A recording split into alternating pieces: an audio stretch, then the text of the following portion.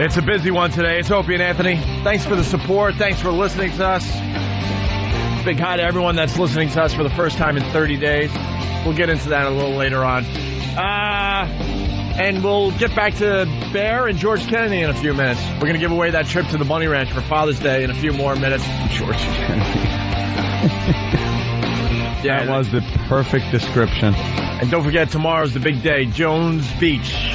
It's going to be a very, very nice day, so you can definitely buy tickets day of the show as well. Yes, and we are giving them away if you call in. And if you know the password, you get meet and greet as well. Yes. Yeah. And the password is... We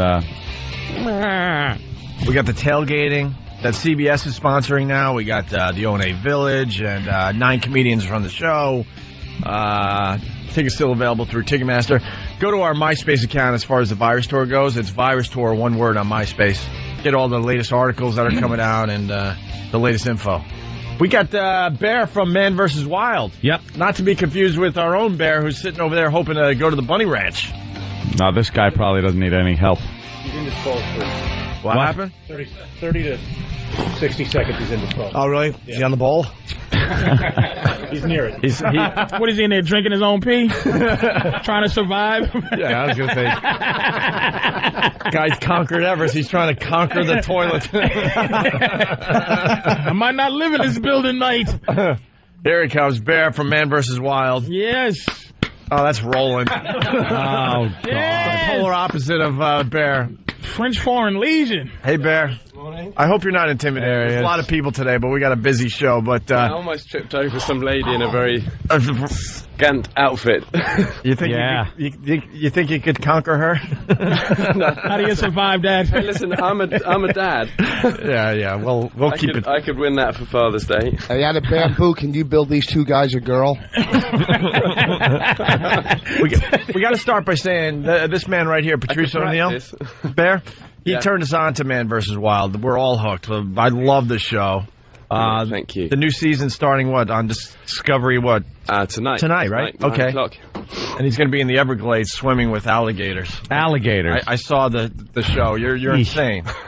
Just when I think you're kind of have done everything, you come up with a new It's amazing, dude. Amazing. Thanks. That you would know how to survive like Now, that. what? I'm quite on the limit now. I think the producers for this last season, they thought, okay, you just about coped in this last one. Let's push the boundaries a bit for the locations.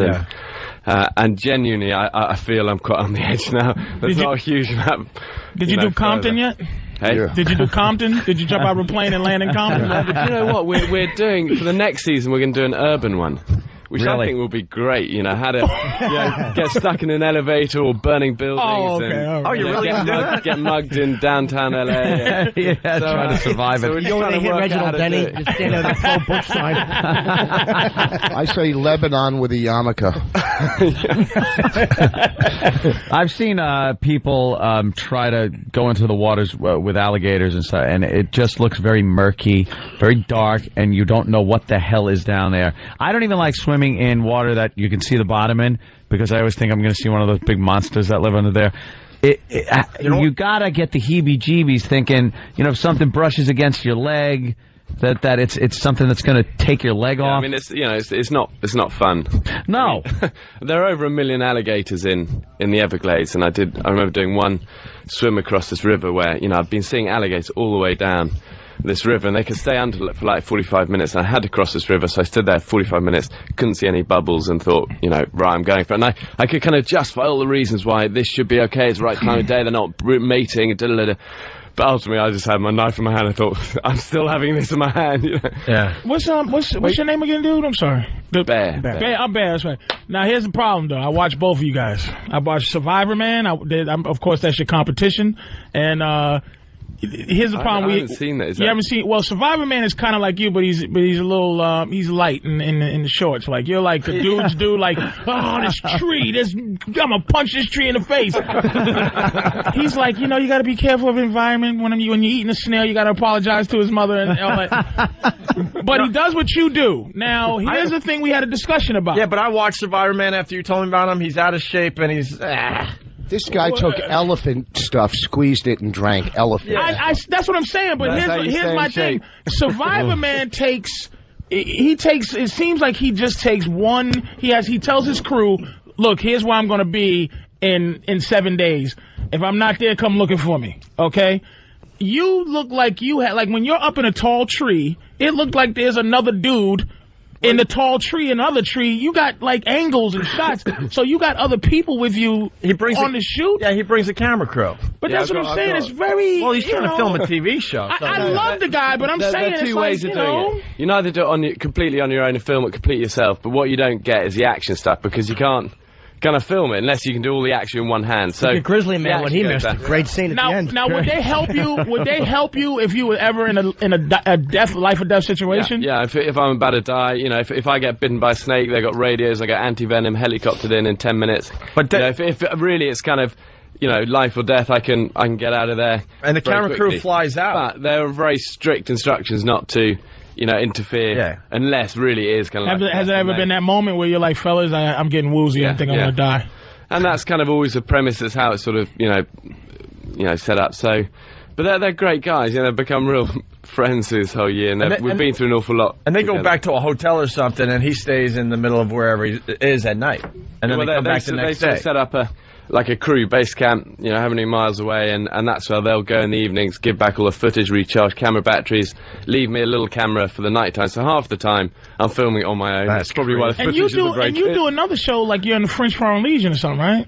And I did one where I joined the French Foreign Legion with the camera crew, and we just told the story of what it's like for somebody off the street just to join up. And there's really a French Foreign Legion? Yeah. I thought that was like cartoons, Bugs Bunny. I thought it was just in a Jean-Claude Van Damme video. Van Damme or whatever. I tell you what, however bad life gets, guys, don't join the Foreign Legion. Really? When the animals hear you talk, do they laugh because of that accent? What could he really do to us? And they just like pluck you and keep walking. You're so brave. This guy can kill you. Are you kidding me? Hey, listen, come and sit over here. Yeah. What degree of what's your specialty, martial arts wise? Well, I did karate ever since I was a little kid, and I'm second dan black belt in that, and I do ninjutsu. A second dan black belt. That's almost. You can't learn. But listen, I'm a big. You're almost Chinese. Really. Wait a second, Dan black belt. You're almost Chinese. Is that second degree? Yeah. That's high level, man. And he climbed Mount Everest. I want to talk about that a little bit. When you were 23 or something like that, early 20s. Yeah. And on the way down, some of the people that you went up with died. Am I hearing that right? Or was it? We had 4 of the guys we were with. Not come home, Jesus. So but you knew these people, or were they on another? They were guys we would just climb with. They weren't kind of best buddies, but they're it's a British guy, a New Zealander, Russian, and American. Brilliant, wow, great climbers. They're great climbers, and it just shows how much element of luck actually there is up there. What happened? Was it a storm or? Two fell, and one died of the cold, and the other died of the cold. Yeah. How long were you on the top for? We were on the whole mountain about 3.5 months, and we were on the very summit for about 10 minutes. That's it. That's all you get. You just look around and go back down. It was 92 days of climbing over 12 hours every day. Do you need oxygen? Lower than minus 60 degrees. Can I bring this to racial for a second? Yeah. Is it possible? Now, a lot of jokes, a lot of racial jokes, and the thing is, black people feel like if you talk to black people. White people do a lot of unnecessary this kind of stuff. So what I'm going to ask you is, what is the drive at 23 to go, I am going to do something that may kill me? You understand what I'm saying? Like, I have no drive I go, thank you for doing that, sir, so I can know what it's like to do it living through you. But what's that drive? What's that thing growing up where you go, I'm going to go in the bushes and... Ask the girl that lays under you. Jesus. That should have gotten a little bit. It was something. You should have made... Why did you learn how to... Like, I saw him just bite into a live fish, you know what I mean? Yeah. It's just like, what's the drive to learn and want to just do that, man? I think a lot of the big sort of full-on life-threatening expeditions and climbing stuff I've done, I think it's much harder to really pinpoint the drive afterwards because so much of it has been spent, up there. You have any black counterparts, peers that do it like you? No. But no black guys climb Mount Everest, is that it? There's got to be a black guy that climb Mount Everest. I bet you it's not. It's unprecedented. Sure there is. We have one one black guy with us in the SAS, and that was pretty rare. And I always wonder, because you're all, you're such kind of superb athletes naturally, really. So much stronger and fitter and bigger. Oh boy, Jimmy Greek all over again. Yeah, he's but, it's the same with rugby. Do you ever watch any of the British rugby stuff? It's really kind of full on stuff. And I always think, I wonder why they're not more black guys there. And that's a big thing in America for us to sit around on a weekend and watch rugby. If we're not watching cricket, we're watching rugby. Why there's no more black guys there? Yeah, it's just a tough sport. I wonder the same thing when I'm playing golf. That's what I'm saying. Black people just don't like nothing as a maybe rule. as a I'll give you something. You know what I think it is actually? I think as a race, maybe you're less kind of messed up than us. I think you're just happier with kind of life, and families are much more important. And I think you need to be a little bit messed up to really, I definitely could do with a bit of therapy. Yeah. That's what I'm saying. It's a crazy element to want to swim with crocodiles. You know what I mean? It's just it's an element of why. Maybe because black people have more dangerous things growing up, and in city situations. And white guys typically don't have that, so you have to find adventure. Whereas, if you grew up on, it could be an adventure right out your front door. Just walk into the bodega, you made it. And the tour guys don't want to take them to the mountains because they know they're not going to get tipped at the end of the hike. And if you're laying if you're shot in the gutter, you go, maybe I can survive on a cigarette butt. Well, he does some crazy things to survive. Someone's bringing up the point that you ate a dead zebra. I did eat a dead zebra. It was an amazing moment. How do you know that it's about not 4 a.m. in the morning, and I was in Kenya in the African savannah. I've been walking all through the night, and I came across, literally it was a lion kill, and the zebra probably just stumbled across, pride of lions. They're taking it down. He said zebra. Zebra? What's wrong with zebra? Sorry, had to bring that up. I've never heard of it. In stupid America, we say zebra. And he cooked it in some aluminium. Like hey, listen, everything's forgivable. And he took his trousers off. Anyway, the lion, drank all the blood, ate all the soft organs. They went off to get something to drink, see if it got so much protein. And literally, it was like an hour ago it'd been killed. All the meat, most of the meat was on it. I could cut into net. Wait, so you snuck in and took a lion's dinner while he went in for a beverage? The lion went to the ice machine and he went and snuck in and took some throats. That's why this guy's. I didn't hang around long. I was out of there pretty quick. You cooked it, right? No, of course you cooked it, right? No, I just ate it straight off the neck and then was off, And then the crew gives you like a sandwich or something, right? You're just you're just taking a bite for the show, and then I rough it for those 3 days. But as soon as it's finished, I'm on a kind of plane back, nice 5-star hotel, and it all gets great. A nice cup of anti-salmonella and E. coli drink. Yeah, you must have to get a lot of shots when you go to these places, huh? Yeah, I've had quite a lot of things sort of inoculated. In me. A lot of things. Anthony, that question you asked, that's what I'm saying. The point of the show, right, is for just in case I accidentally fall out of a plane in a jungle. Right. It's for me to know how to live. So if he's taking shots, if he's doing things that he can survive falling out of a plane by mistake. It's not the die of malaria show.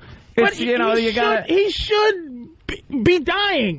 Do you understand what I'm saying? He saw a lion eating and he goes, do you mind if I try that? I'm not marginalizing this, man. I'm just saying it's got you're supposed to be trying. If it's in case I get stuck by chance on top of Mount Everest and I need to live. He wouldn't. You're saying that he has certain amenities. Yeah, that you wouldn't. Malaria shots. Something. Somebody flies something in. It's like, how do I live in case I'm in that position? I just think it's a cool show to watch. Yeah. It's a cool show to watch. But I think he's trying to have a point to the show. I think it's more so to live vicariously through him than think you're going to be able to, if you fall out of a plane, go, let me think back at that TV show and think how I could live through this. I'm gonna squeeze elephant poopy so I can get some water. Yes, I can get some water, and then I'm going to steal a lion's kill. Right, I'd rather just die. You squeeze elephant dung for water? Yeah. Well, there was no water. I couldn't find water anywhere. I'd be following these elephants all day. They were pooping everywhere, and an old ranger taught me when I was doing the anti-poaching stuff about 10 years ago in the army. He said you can drink this dung because it's sterile. The face you make, though, when that goes into your mouth. Yeah, that one was a little rough. You're like, oh. Jimmy, you haven't seen that as well? But how do you learn I this? was squeezing it. It was all fine until a bit of the actual kind of poop fell off and went in my mouth. That's funny. If you only knew how much we have in common. It's so weird not being yelled at in German when that's happening. Now, did you almost stick your middle finger up at when they asked you to do season 2? Like, why? You know, I did everything. Yeah, almost. Well, almost. One of the most amazing episodes I saw, you were like sliding down some kind of glacier or something, and he had a knife. All he had was a knife to slow him down before he went over the side or something like that. All right, that's a little crazy.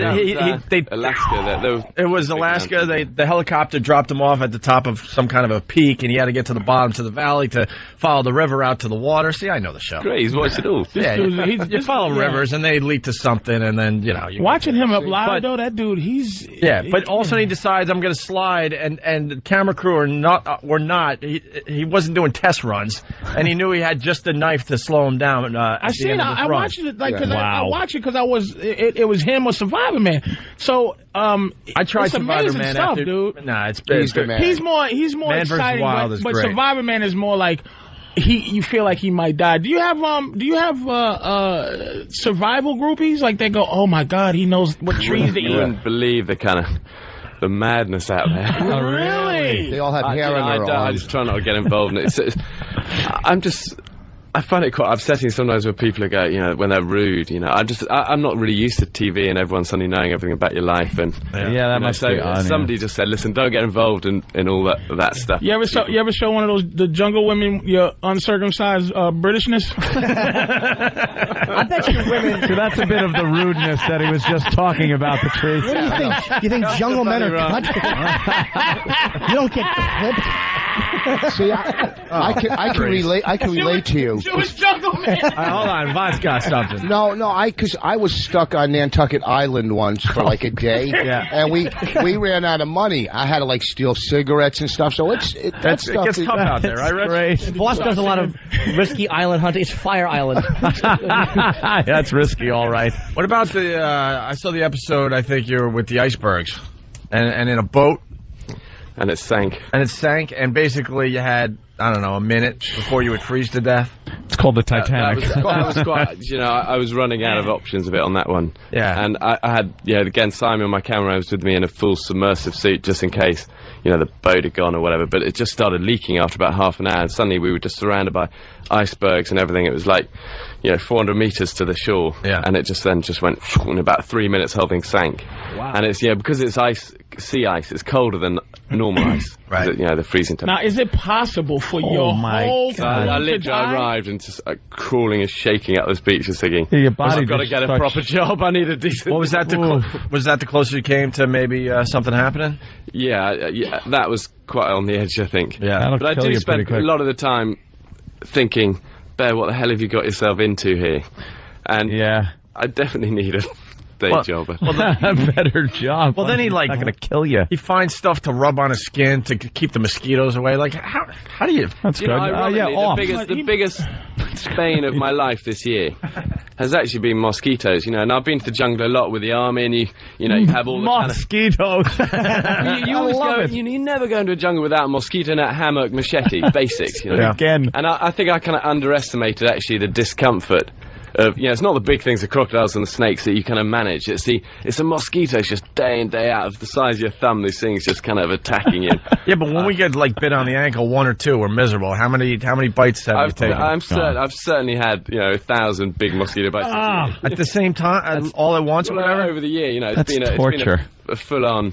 Yeah, but you rub some kind of bark or something on your arm. That sort of, it does. It does work, and you burn termite crap and stuff and that, but how about ultimately it's pretty, How about ants? You have problems with ants? Ants, actually, out of all the things I've eaten, from kind of dung and to sheep's eyeballs to snakes and everything, ants are actually tasty. I didn't mean eaten. I mean like things that are attacking you. Well, you're right. I mean, the ants why they attack you, you eat them. Dismiss the attacking. It's just like ants are the kings of the jungle. When the ants are on the move, they clear everything. So you want to watch out for ants. But how do you? Let me ask you. You squeezed elephant dung for water. You were taught that. But who was really thirsty enough to go?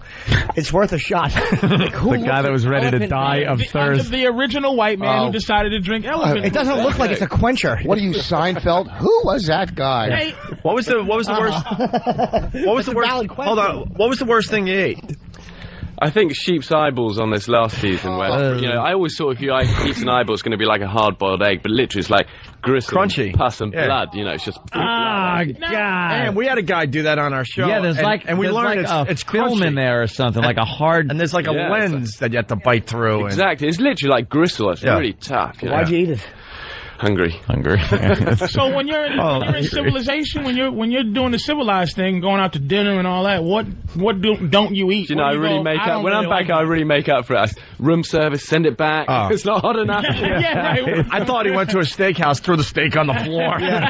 Step on it a little. I'll be under here, honey. He was stood behind a plant. All right. I went for a quiet dinner on my own last night at some restaurant. All these guys were coming up going, "Hey, I want to sit with you and eat steak." And I'm thinking, oh God, I just really want to sit quietly in the corner and go away. I don't want to do this. Have a sort of salad. A lot of sponsorships, a lot of... All right. It's an amazing show. The big plug, Man vs. Wild, starts up again tonight on Discovery. That's great. What can we look forward to this season? We know about the alligators and eyeballs. Stuck in the middle of the outback, Australia, 145 degrees, 100% humidity, drinking my own pee for 2 days out there. Wow. Iceland, minus 40 degrees, sleeping inside deer carcasses to avoid freezing to death. You lived in a deer carcass. Wait, he lived in a deer carcass, I believe, for a night or something to keep warm? It was basically, I was dropped up on the high mountains in Scotland, and a storm came in, and I just didn't have the clothing, and I planned to get off the mountains pretty quickly. Night came, and I was about to say to the camera guys, listen, we're going to die up here, we need to get proper help, the show stops, you know. And then I found this deer that had fallen down a cliff, died, gutted it, slept inside the carcass. Han Solo did that to a tauntaun in Star Wars Return. But listen, I'm also a very normal guy. I have a normal family, a lovely wife, 2 little boys, you know, so I'm not... Oh, it was Empire, yeah. All right. Sorry. Very good. Well, it's great. When's it starting? Tonight, cool. Discovery. The second season? Second season, 9 o'clock tonight. Yeah. Next 6 weeks. Bear, we're all fans. It's been a pleasure. Thanks. Bear from Man vs. Wild, everyone. Take care. We're going to give away a trip to the Bunny Ranch next. To one of these lucky fathers. It's Opie and Anthony. We got a lot of energy today. It's the Opie and Anthony Show. Tomorrow, the big day. We're all very excited about the O&A Traveling Virus Comedy Show happening at Jones Beach. You could go day of the event and get your tickets, by the way. Yes. We got the tailgating, the O&A Village. It's just going to be an all-day thing. And then after the show, I believe we'll be doing a meet and greet and signing and taking pictures, all that fun stuff. Let's say hi to Carol. Carol, what's going on today? I got it. Carol, what's up? You made me laugh so hard. First of all, you got this black guy on named Patrice, which is a girl's name, and he's fighting with Jungle Boy. It was, I cried so much I couldn't put my makeup on. Is that your wife, Bear? No, we got... well, thank you, Carol. Carol's enjoying the show today. Speaking of Bear's wife, we do have her on the line. Let's get this going. Louise. Let's figure this out. Yeah. Where's my microphone? Hi, Louise. Yeah, get a mic on Bear. Hey. Hey, what's up, Louise? Nothing. We haven't talked to you in about a week. We got Bear in studio. He's looking at the... You said you can call me back. You never called back. Well, here you are. Bear is looking at the girls from the Bunny Ranch. They're in studio. They're lovely. Bear's digging them big time, and he's the front runner for the big trip to Nevada. Good for him. Yeah. Yeah, good for him. Good for him. And you don't care. Yeah. Good for him when he sends you to a hospice in Wisconsin. While he's enjoying his life. God, I can't wait. Bear, talk to your wife.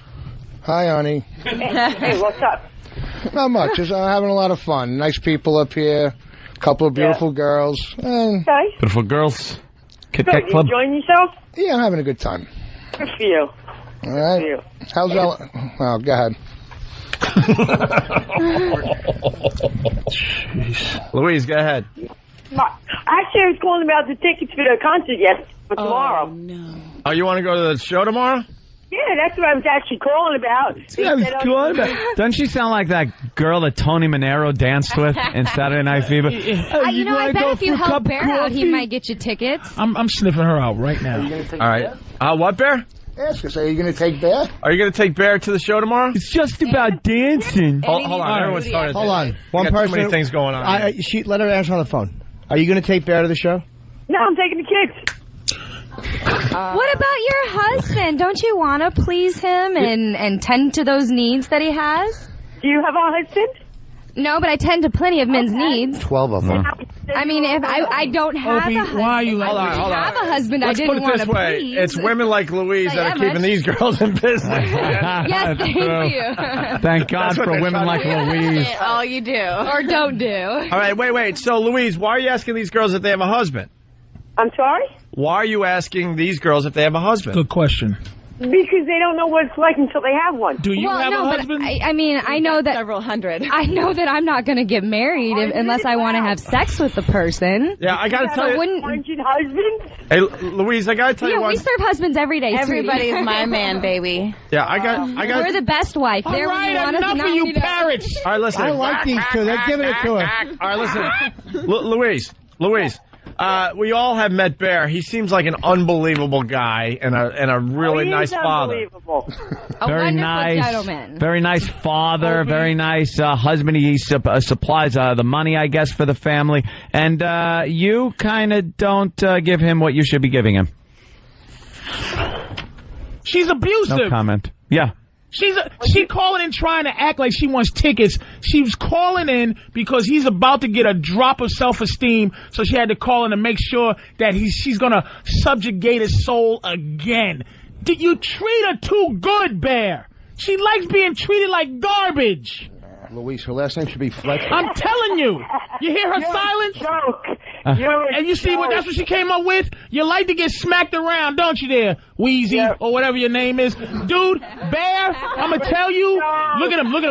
He's protective of her. Get out of that zone, Bear. I'm telling you, dude. Bear finally lost his stutter, and she came in yelling, and he got it back. Yep, and he's sitting there. She just subjugate. Oh, I want tickets. Oh, you call right at when your husband's on the radio for tickets? Why not yesterday? Why not the day before? Did you call? No.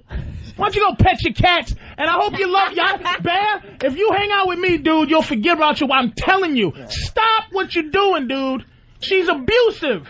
Louise, why not a divorce? She's not abusive. Oh, okay. All right, let Bear talk. Bear's protective. Actually, she's orgasms is healthy, so that is abusive to withhold that release. That's right. It's not good for the prostate. He's the sole provider of her and her cats. Of course, she's not going to get a divorce. She takes very good care of the child. She's a great mother. All right, and what about I'm not trying to sound like a martyr or anything, but that's what's important is the kids, you know. And what about I gotta come? I mean, I know it sucks that I got to come after the cats, but you know that's. Yeah, it does suck, but you're not even coming after the cat. You know what?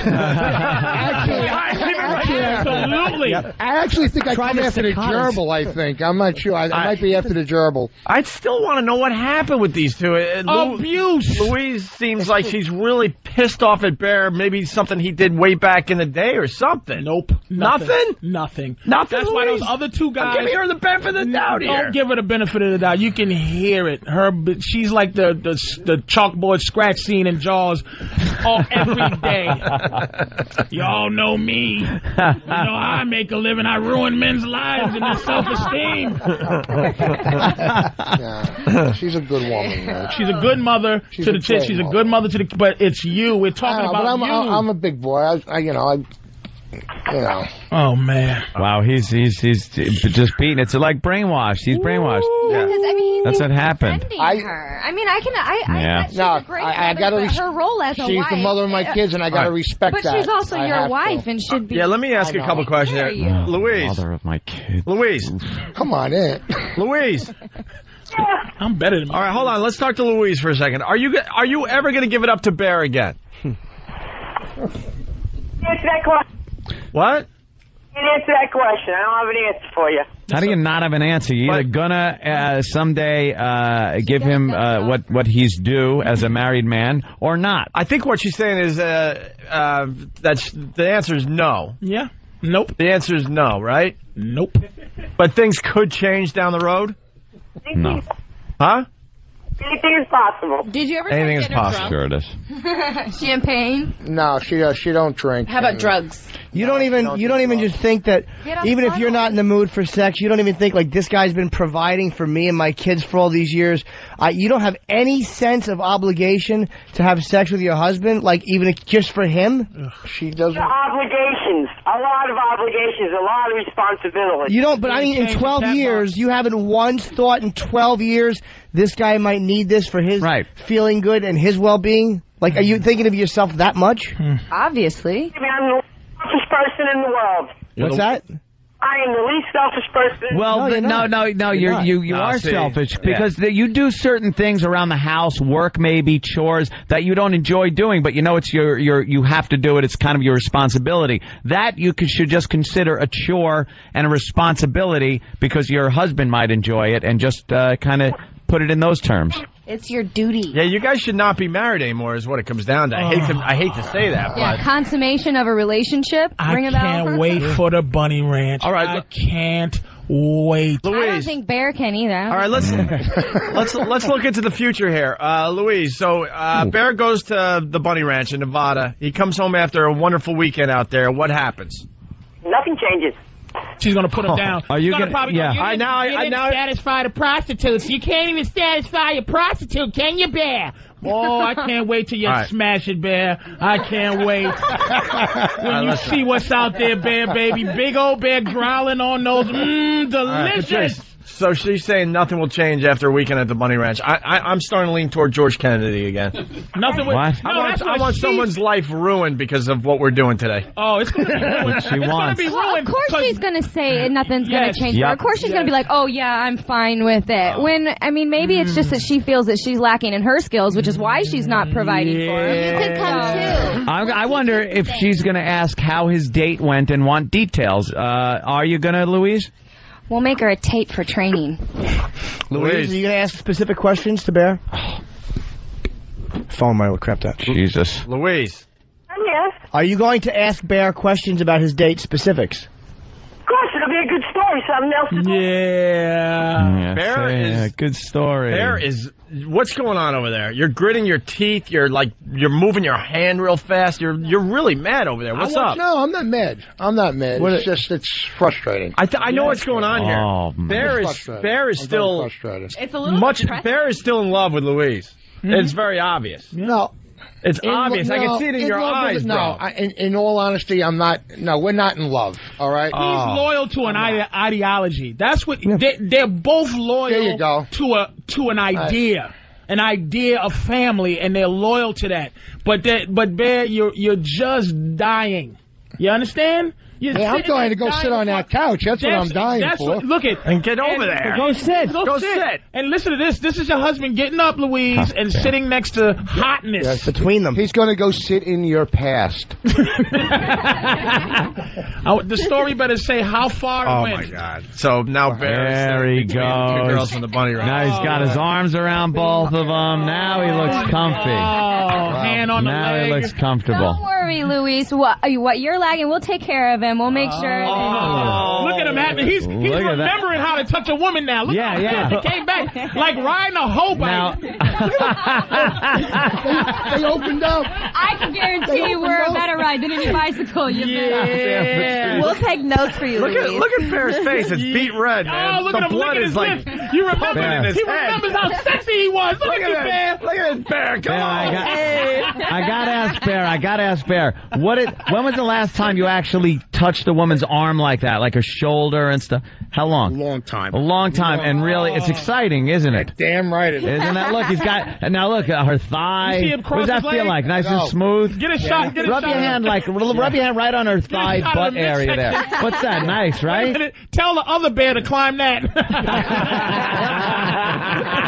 See, that's good stuff, right? Bear, I noticed you crossed your legs. Is that for comfort or embarrassment?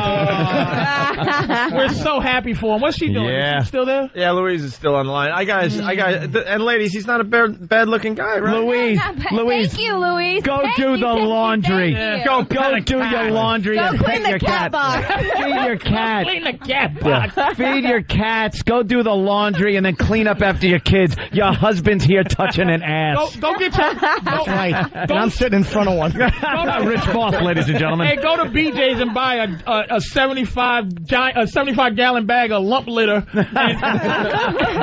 and some Tide and go do something while your husband touches soft, young, supple skin. That's right. Oh, look at him. Go find a therapist. Wrinkle free. Wrinkle free. That slow clap.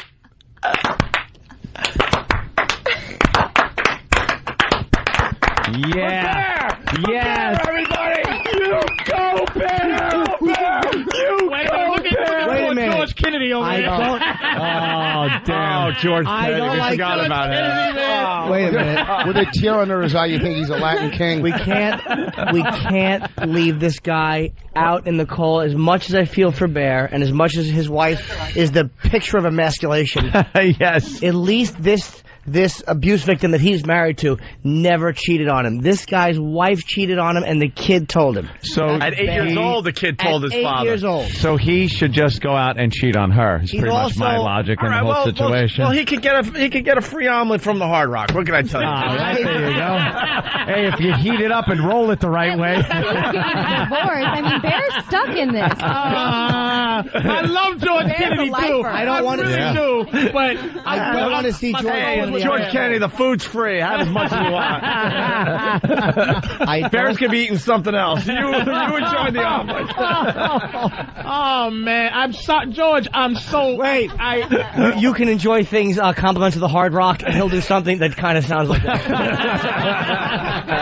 I don't think that I don't like leaving him out in the cold like that. He had a real story. He had a real story. What is his story? No. But I mean, you hear the ghost of Christmas everything. She's awful, ruining his life. His story, we just don't have the wife with him. Like, we have his son, who's like a good-looking guy, tells the story well, but you can't see his awful pain as much. But you can with Bear. But let's be honest, his Bear wife has is freeing him. Yeah. His wife is saying, Yeah. "All right, I've had my fun with you. I he's still tortured been you enough. Now I'm Jimmy, going." let's be honest. Bear has no hope, but at least George Kennedy has a little hope through his son, bringing home some broads. I and stuff. totally see George Kennedy in a Lambo, after the divorce. He'll get the Lambo. I'm telling you, they see the same thing. They don't see. Yeah. They feel for Bear. You don't feel. George Kennedy can get a girl. Hold on. Breaking news. Breaking news. Bear's wife hung up.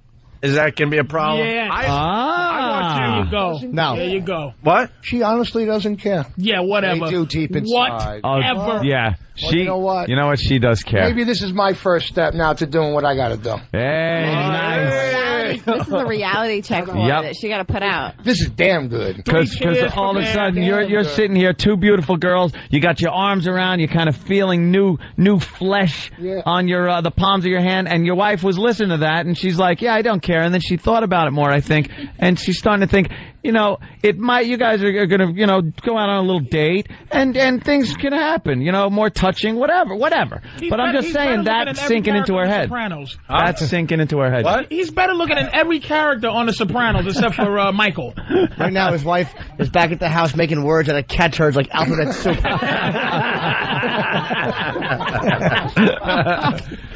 You know what? I don't want to leave George Kennedy out in the cold. Well, we're definitely. I don't either. Hey, but you know something he's not though? giving two, and I'm not going against Bear. I just won't. I can't. I can't go against Bear either. When Louise I don't is like leaving him out in the when cold. Louise is vacuuming the floor, she could think of the girls from the Bunny Ranch. I know, and he can walk home, and hopefully it'll be like the Nicholson movie, the vacuum running, the shoe askew. Slightly askew. All right, this is what we're going to do. We're going to give Bear. Yeah. I'm so sorry, man. George Kennedy. Let's talk to George Kennedy for a minute here. I'm telling you. You have one last shot at this, George. To the show tomorrow, right? You have one last shot at this. Why should we give you a trip to the Bunny Ranch? Sell your case. Let's go. Age. Oh, age. How old are you? 63. 63. Oh, that's we have men. Well, I'm saying, but he can go to Bunny Ranch next year. How old are you there, Bear? 46. 46, and he's 63, so... But, he's got the rest of his life to find a young, hot, 21-year-old who... Chippy? George Kennedy? The older men, yes. Hey, look at George Kennedy. Got a tan. The rest of his life, he's got 20 minutes. Well, no, I mean, the light is at the end of the tunnel for him. He's getting a divorce. He's a free man. He has a tan. He has like a... Yeah. That's right, he's outdoors. Why would he be in the house? No one will sleep with him. He just stands outside yelling at God all day.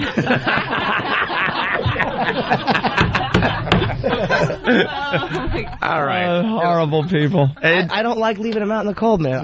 Will these guys go together? Same plane and everything? Wow. Did you talk to Bear at all, George? We don't even know your real name. You're George Kennedy from now on. Joe. All right, Joe. Oh, you having a change of heart, Ope? I would like to see that, if man. There's only two of them. If we could send them both out, that would be really fantastic. I would like to do that. You don't have to, go out on your dates together unless, you become good friends on the plane. We could have separate rooms. Wouldn't it be hysterical? They really get to know each other on the plane, figure they're gay, and just hook up. We should ask Dennis if he would do that because Dennis would do that. Dennis, I think, would. Dennis is a giver. He's not selfish when it comes to the ranch. Of course, it's not his property. Hey, man, are we allowed to give away 2 trips? I don't even know. I would like to ask Dennis if it's possible. Unfortunately, he's not here. I thought there was a father-son thing. Call him on the phone. Call him right now. All right, hurry. Call him. We got to hurry. Dennis is a generous guy. The ranch can handle. Well, we're talking about a weekend at the Bunny Ranch in Nevada. A weekend, a Friday, Saturday night. And don't forget about Cat House, which is on Saturday nights at 11:30 on HBO. What do they get at the Bunny Ranch? They get the VIP treatment, basically. Hold on. Airfare. We pick them up in a limo with either me or Brooke with them and a bottle of champagne or both. Whoa. Hold on. I see something in the rules here. Airfare for a father and son. So we blow off Joey B, and we go father.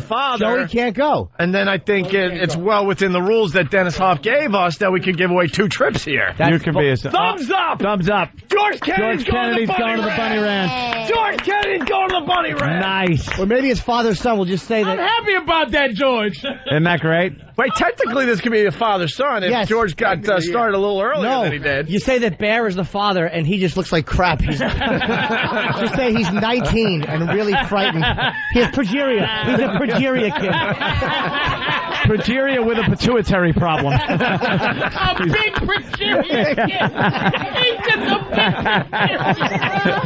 World's largest progeria kid going to the Bunny Ranch. This is my 11-year-old. He was in the Dirty Dozen. All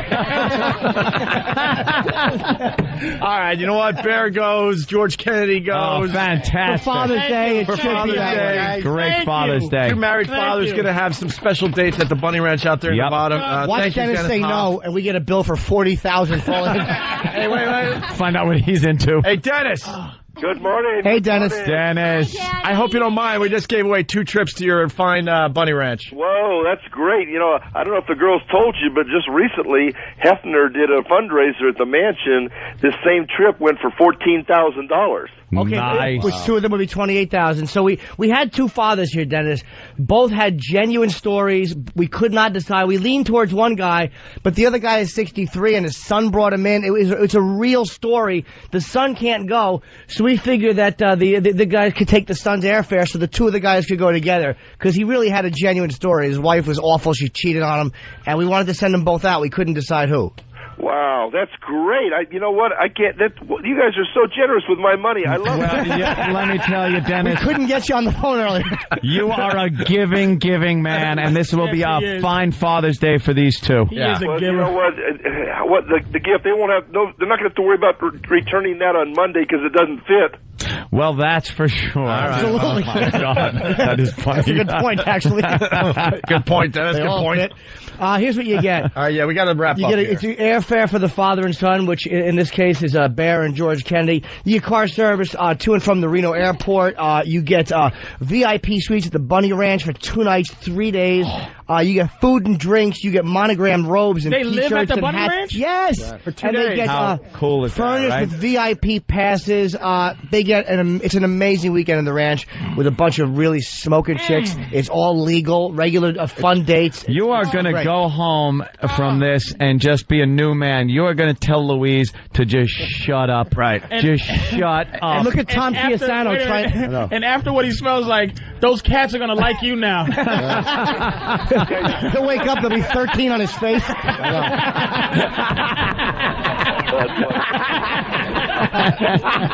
Hey, Dennis, by the way, Bear has already started with your ladies. I just want to let you know. Yeah. You might want to bill us for the meter's running. Right. Girls looking pretty today? Yeah, they look fantastic. Oh, beautiful. They're amazing. Beautiful But girls. they're acting a little too smart, Dennis. I don't like that. All right, listen, we got to get off the air here. On our new HBO show on it's tomorrow night, you guys, bunnyranch.com, check it out. But you know what? Tell Tom needs a trip to the Bunny Ranch. Yes, he does. Yeah, look at Tom. He's shaking his head no, but his pants are saying yes. Tell the girls to rub up on Tom a little bit, and we're gonna put him in the Father's Day package.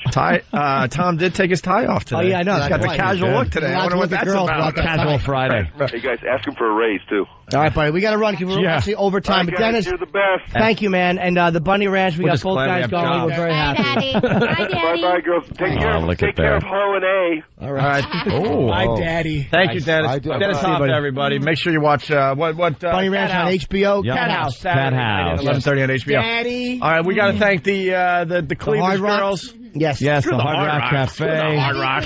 Right there in Cleavage Times girls. Square. Yes. Also, Patrice O'Neill, Rich Voss, and we didn't get Otto on yet, but Otto's going to join us at the other joint. Otto and George are also playing tomorrow night at Jones Beach. Tickets still available. You can just walk up to the venue and get your tickets tomorrow, and you can join all the fun we're going to have. It's going to obviously be a great show tomorrow night. We're going to be down on 57th in a few minutes. Yeah, we got 100 tickets to give away right on the side. 100 tickets to give away. All right. Plug my podcast, PatriceO'Neill.com. PatriceO'Neill.com. Wow. You podcast? Nice. Kalamazoo next week. With Podcast. Hey, the final word to the girls. Anything? Bear?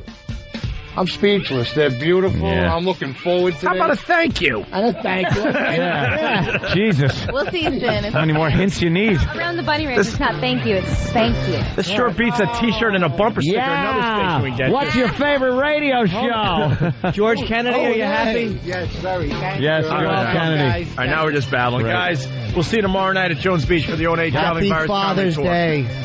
You had to say Indeed. that. Now I'm sad. Thanks. Yeah, happy Father's Day to my dead father. Yeah. Thanks, Jim.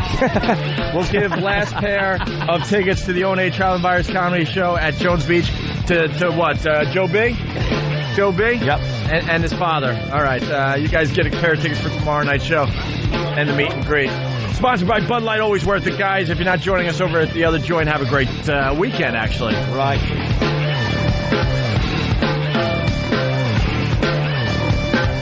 Opie and Anthony. Infamous DJs. Opie and Anthony. The Opie and Anthony XM walkover begins now.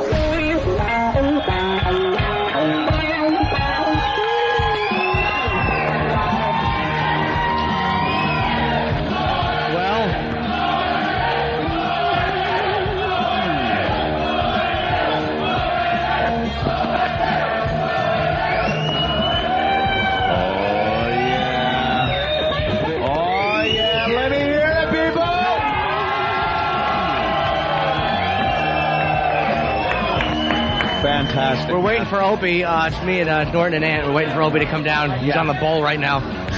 He has a sour stomach, thinking about all the cameras. Is he nervous? Yeah, he's a little frightened. Does he have sour stomach? Yeah, he'll be down shortly. Wow, a lot of fans down here. Amazing. Fantastic. This is like a little welcome back for us, isn't it? Yeah, and Steve has tickets for the Hard Rock, which we're the Hard Rock for the Traveling Virus Tour. Yep. For Jones Beach tomorrow night, which we're going to be handing out. Mm-hmm. Oh, thank you, mister. I love Jimmy Norton. My birthday. 100 tickets? How many we got? They're all paired off. Ooh, they're all paired off. Steve's going to be handing them out to people. Unfortunately, it looks like we actually have more people than tickets this time around. Yeah, it's we're used to having 100 of something and 3 people. And we're going to get out of here and get some good reception in a second. You want to let's walk out a little bit. You want to walk out? No, just to get up front here. Just because they cannot walk out into the masses. Oh my God, is this fantastic! Look, happy typing girls. So lovely to see you. Everybody, look with the signs. Sir, please. Stalker Patty has made it for our victorious return to the satellite airwaves. Man, you know what sucks? I was kind of getting used to sleeping in a little. All right, here comes. After the 9 o'clock was pretty much bedtime. Look, Opie, everybody!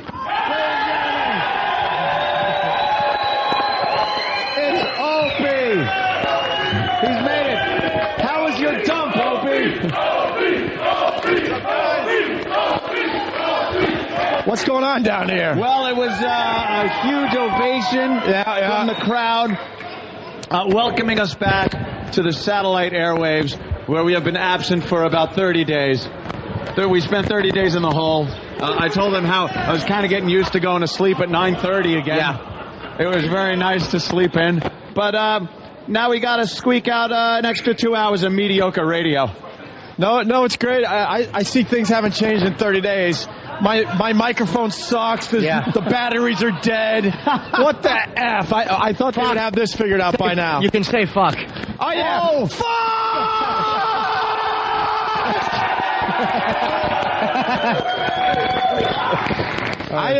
I personally want to thank everyone that's out on the sidewalk for supporting the Opie and Anthony show. Thank you, guys. I know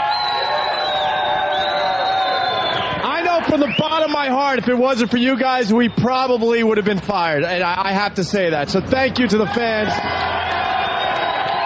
Proving that you can save a show when controversy arises. So thank you so much, guys. And we do have tickets to the Virus show Saturday. All right, how are we going to give these away? Yeah, tomorrow at Jones Beach. Hey, what we're going to do with the tickets, we're going to throw them up in the air, and we want you to fight.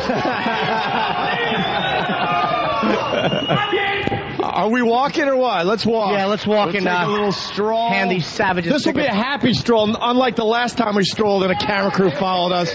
Oh, wait. Turn all phones off. Turn all phones off. No fake phone calls this time, Opie? No fake phone calls. I wish I could hear you, Amp, but this thing is crap. Crapping out. So, oh, wait a minute. Let's do Times Square. I'm back.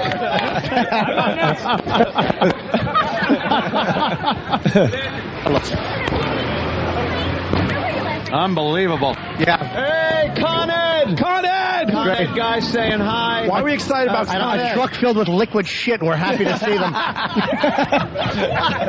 It's so odd to curse again. It really I don't is. think I've even dropped an F-bomb or anything yet. It's just the oddest thing to curse again. Well, a lot of people are wondering if we're going to be censored on XM, Anthony. Yes, that was a big question. Well, the company has told us that it's business as usual. We're allowed to do the show that we know and love, that the fans know and love. Yeah. So we'll see. They've also said that when controversy arises again, they will be there to support us. So I guess we could say that much. But they have given no content restriction. XM they really do stand by being uncensored. No. I'm not giving the company line. That's the fact. They said no content restrictions. I'll say right now, look at the... That was good. Oh, was that dumped out of... Damn it. All right. I'm teasing, of course. Wow.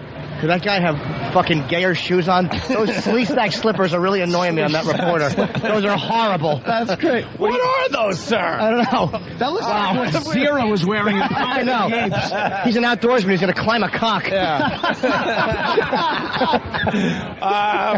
Oh, wow. Much happier than our last stroll down 57th Also, Street. there's controversy why we were suspended. We should get that out of the way. They swear the company suspended us because we weren't taking an apology we did on the air serious. Yes. We weren't taking the whole situation that got us in trouble serious. And I got to tell you, flat out, we completely disagreed with that. Completely. Yes. But they did what they had to do. We certainly disagreed with it. We've had some meetings, and we're going to try to move forward. We did our time. Yeah, it's kind of like, I feel like Paris Hilton getting out of jail. Do you? On a DUI charge. Does your asshole hurt? Good. I was able to say a bad word. That's fun, isn't it? Hey, Anthony said asshole, everyone! Who's the intern? Who's the intern pushing the remote cart that we have? He's going to be sterile by 2 blocks. Yeah, right. Do you see that friggin' microwave setup he's got? Oh, girls are out here. All right. His balls are shriveling up to raisins as we speak. Wow, this is really wow. What a nice walk this is compared to a stupid month ago. So much different. Hey, where's that stupid CNN reporter asking questions that didn't exist? Where is she today? Yeah, now we'll talk. Yeah. I got something to say. Look at these guys. Wow, How you doing? Hey, guys, you should be taking our pictures. You should be taking pictures of the girls with their cleavage. Cleavage is in this summer. That's what they say. Wow, Stephen Colbert is taking photos. What a freak this guy is. He's not. He's going to take the worst pictures of you. Oh, he's awful. He's just going to take the awful pictures. These guys get you in the end. I know. They know how to take the pictures. Why do you think Hillary's? We got to give out tickets right here. Mouth open. All right, we got to give away tickets. How do we do this? Do we throw them up in the air and make them fight for it like last time? That'll kill somebody. You want to fight for your tickets or what? That's going to kill somebody. You're going to kill people. I say we put them in our pants and make them fish them out with their teeth. All right.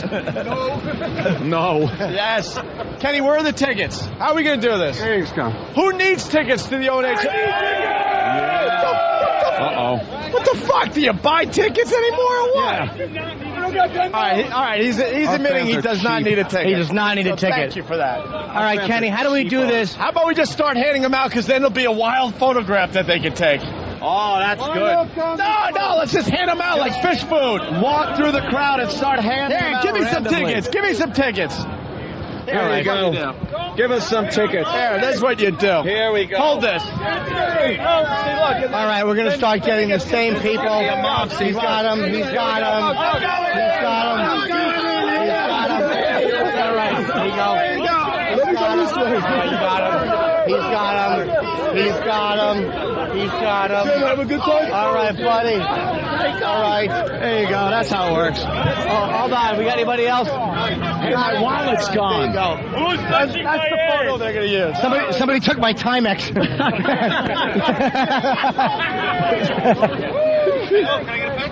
Yeah, come here. All right. All right. This is quite a... Wow. Is that it? That was good. I was like moshing. All right, now get lost. We got a show to do. Yeah, you fuckers. Scram. Hello, sir. How are you? Yes. Wow. Nice. Well, it's been quite a... Are we going to have a studio audience come up? Yeah, I think we should. It worked out well. No, they have to actually prove they have a residence. If you're homeless, you're not allowed up today. Show something with an address. We'll have you come up. Where is I saw Francine. Yeah, where's Francine? She needed tickets. Where's Francine? There she is. Come here, Francine. You got tickets? Yeah, we're hooking Francine up with tickets. You got tickets? Come on. Have you been, girl? We're hooking you up with tickets. Anthony's my daddy. Oh, yeah. My girl. Hi, Opie. She my ebony princess. Good. Hi, Jimmy. I don't like the fact they get hugged and I get a wave. That really hurts. That really hurts my esteem as a man. All right, should we go upstairs or what? Yeah, let's head upstairs. Jimmy, I hope your favorite doorman is still employed here and is working at the front desk. I've actually made amends with him. Did you? Yeah. Oh, you fucking pussy. I had to. I needed to come up. I didn't have my ID, so I just stroked him. Really? Yeah. By the way, is Bear still with us? Yeah, he's right there behind Is you. the Bunny Ranch girl still actually with us? two bears talking together. Yeah, did the Bunny Ranch girls leave? I don't know. They might have had to. They left. What do they got to do? Fuck? They left as soon as you guys came out. Really? What happened? Nah. They left as soon as we came out? As we came out. All right. All right. Why don't we go upstairs? Hey, All Pat. How you doing, Pat from Menaki? Pat can come up. Huh? What? Somebody has something for you real quick. Opie and Anthony and little Jimmy Norton. Bruce Willis is in the middle of this somewhere. Nothing? Oh, wow. Thank you. Yeah, we're always in trouble. Where'd you get this?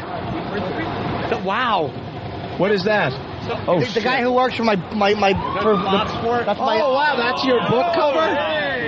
That's my book cover. What? That's sexy. The guy who printed it, actually. That's my cover, and that's the back cover. Do you know how many gay men are going to jerk off to the back? I know. I hope so. Thank you very much, man. Well, he actually works for printing covers. All right, let's head upstairs. Thanks, man. A few special people, I guess, Thank you. come up. Kenny will let them up. And, wow, back into the building. Oh, when was the last time you walked in here? These hallowed halls. Get the listeners behind us. Yes. Again, guys, we want to thank you as we make our return here. Thank you for standing by the show. A lot of credit, man. You helped us out a lot. All right, let's go upstairs. Thank you, guys. Mr. Whipple, the pederast. Get up. God, I hate that guy.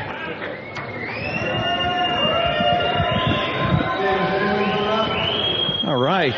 And there's our pal. Hey, we're back. We're back. You figure all this time somebody would have wiped. That's some of the cat shit from Bear's house. It piled up. How you doing, sir? Good to see you again. Your hair's getting long. Look at that. We're back in the elevator. I don't think the mic is working.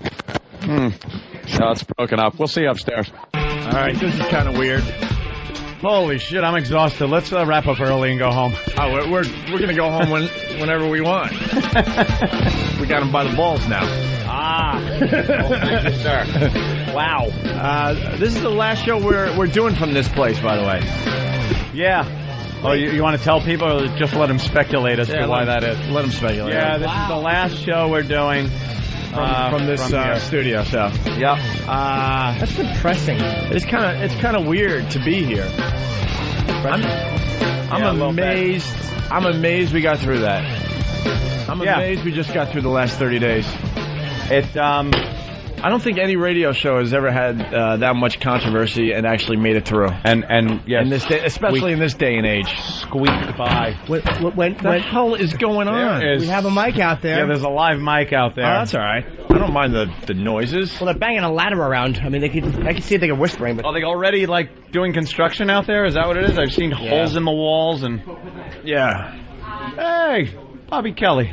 Hey, Bobby. What you doing, man? What's up, man? Oh, you're in one headphone and an echo, and I'm so glad nothing has changed in 30 days. No, not at all. Like I have the mic set up, no one can hear anybody. Like I said when we left the other joint, they hand me the wireless mic and headset for the first time in 30 days, and it's like an old battery, and it was feeding back.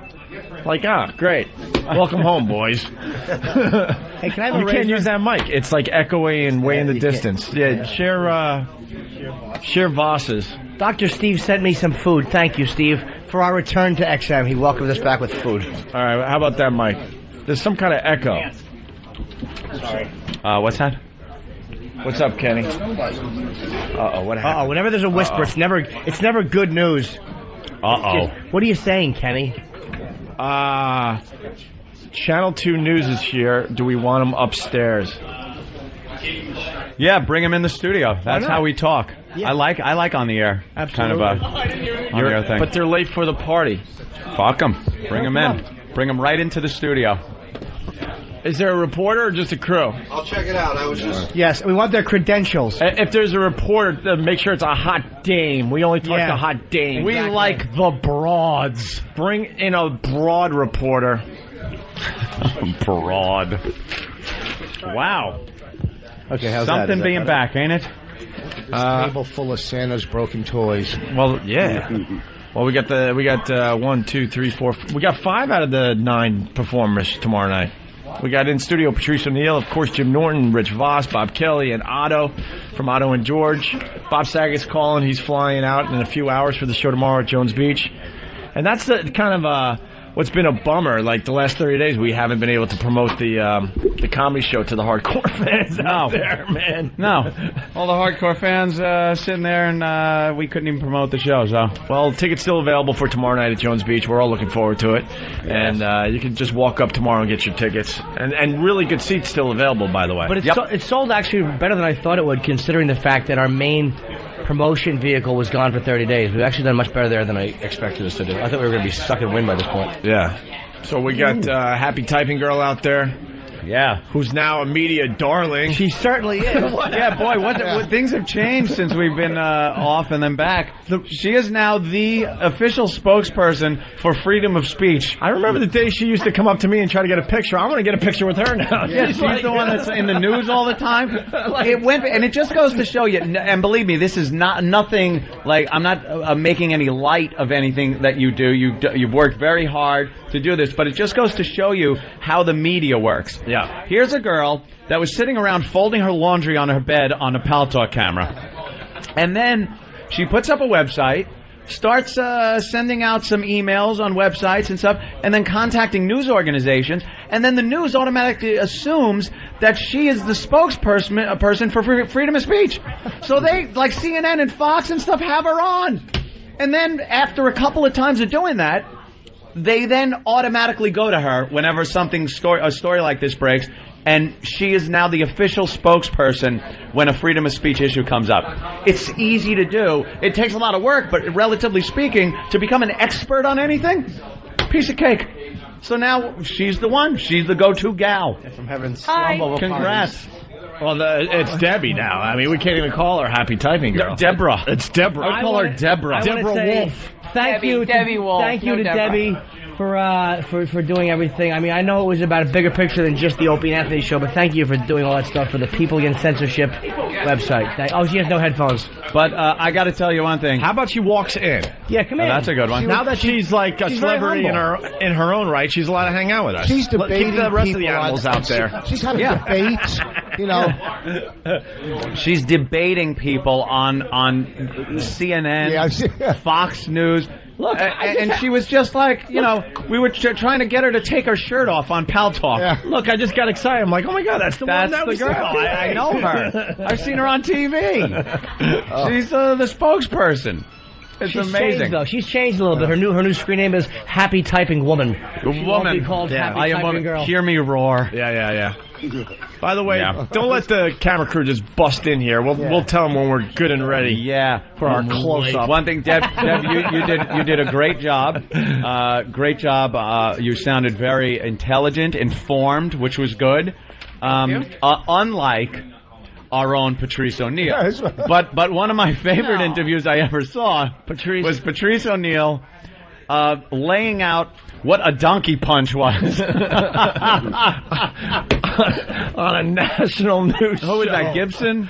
Charlie Gibson's show? Well, because we then had to get on the next day. Is it John Gibson? Is it John? I was on later that night. Oh, excuse me. You know I'm sorry. Players in the media. You know, they're Ms. Wolf. I don't know all the players' names in the media. Ms. Wolf. No, because that guy, he was tough. I mean, he really. John Gibson was? Oh yeah, he was hostile. Was big he? Time, but at least you're welcome back. Welcome back. Patrice isn't allowed to go back there. Yeah, he isn't allowed to go back. And actually, he had to apologize. Not Patrice, but what's Charlie Gibson? John Gibson. I couldn't remember. I don't even know his the fucking name. entire It's time. John. That Gibson guy. There's another Gibson that's Charlie, but he had to apologize. Why did you apologize?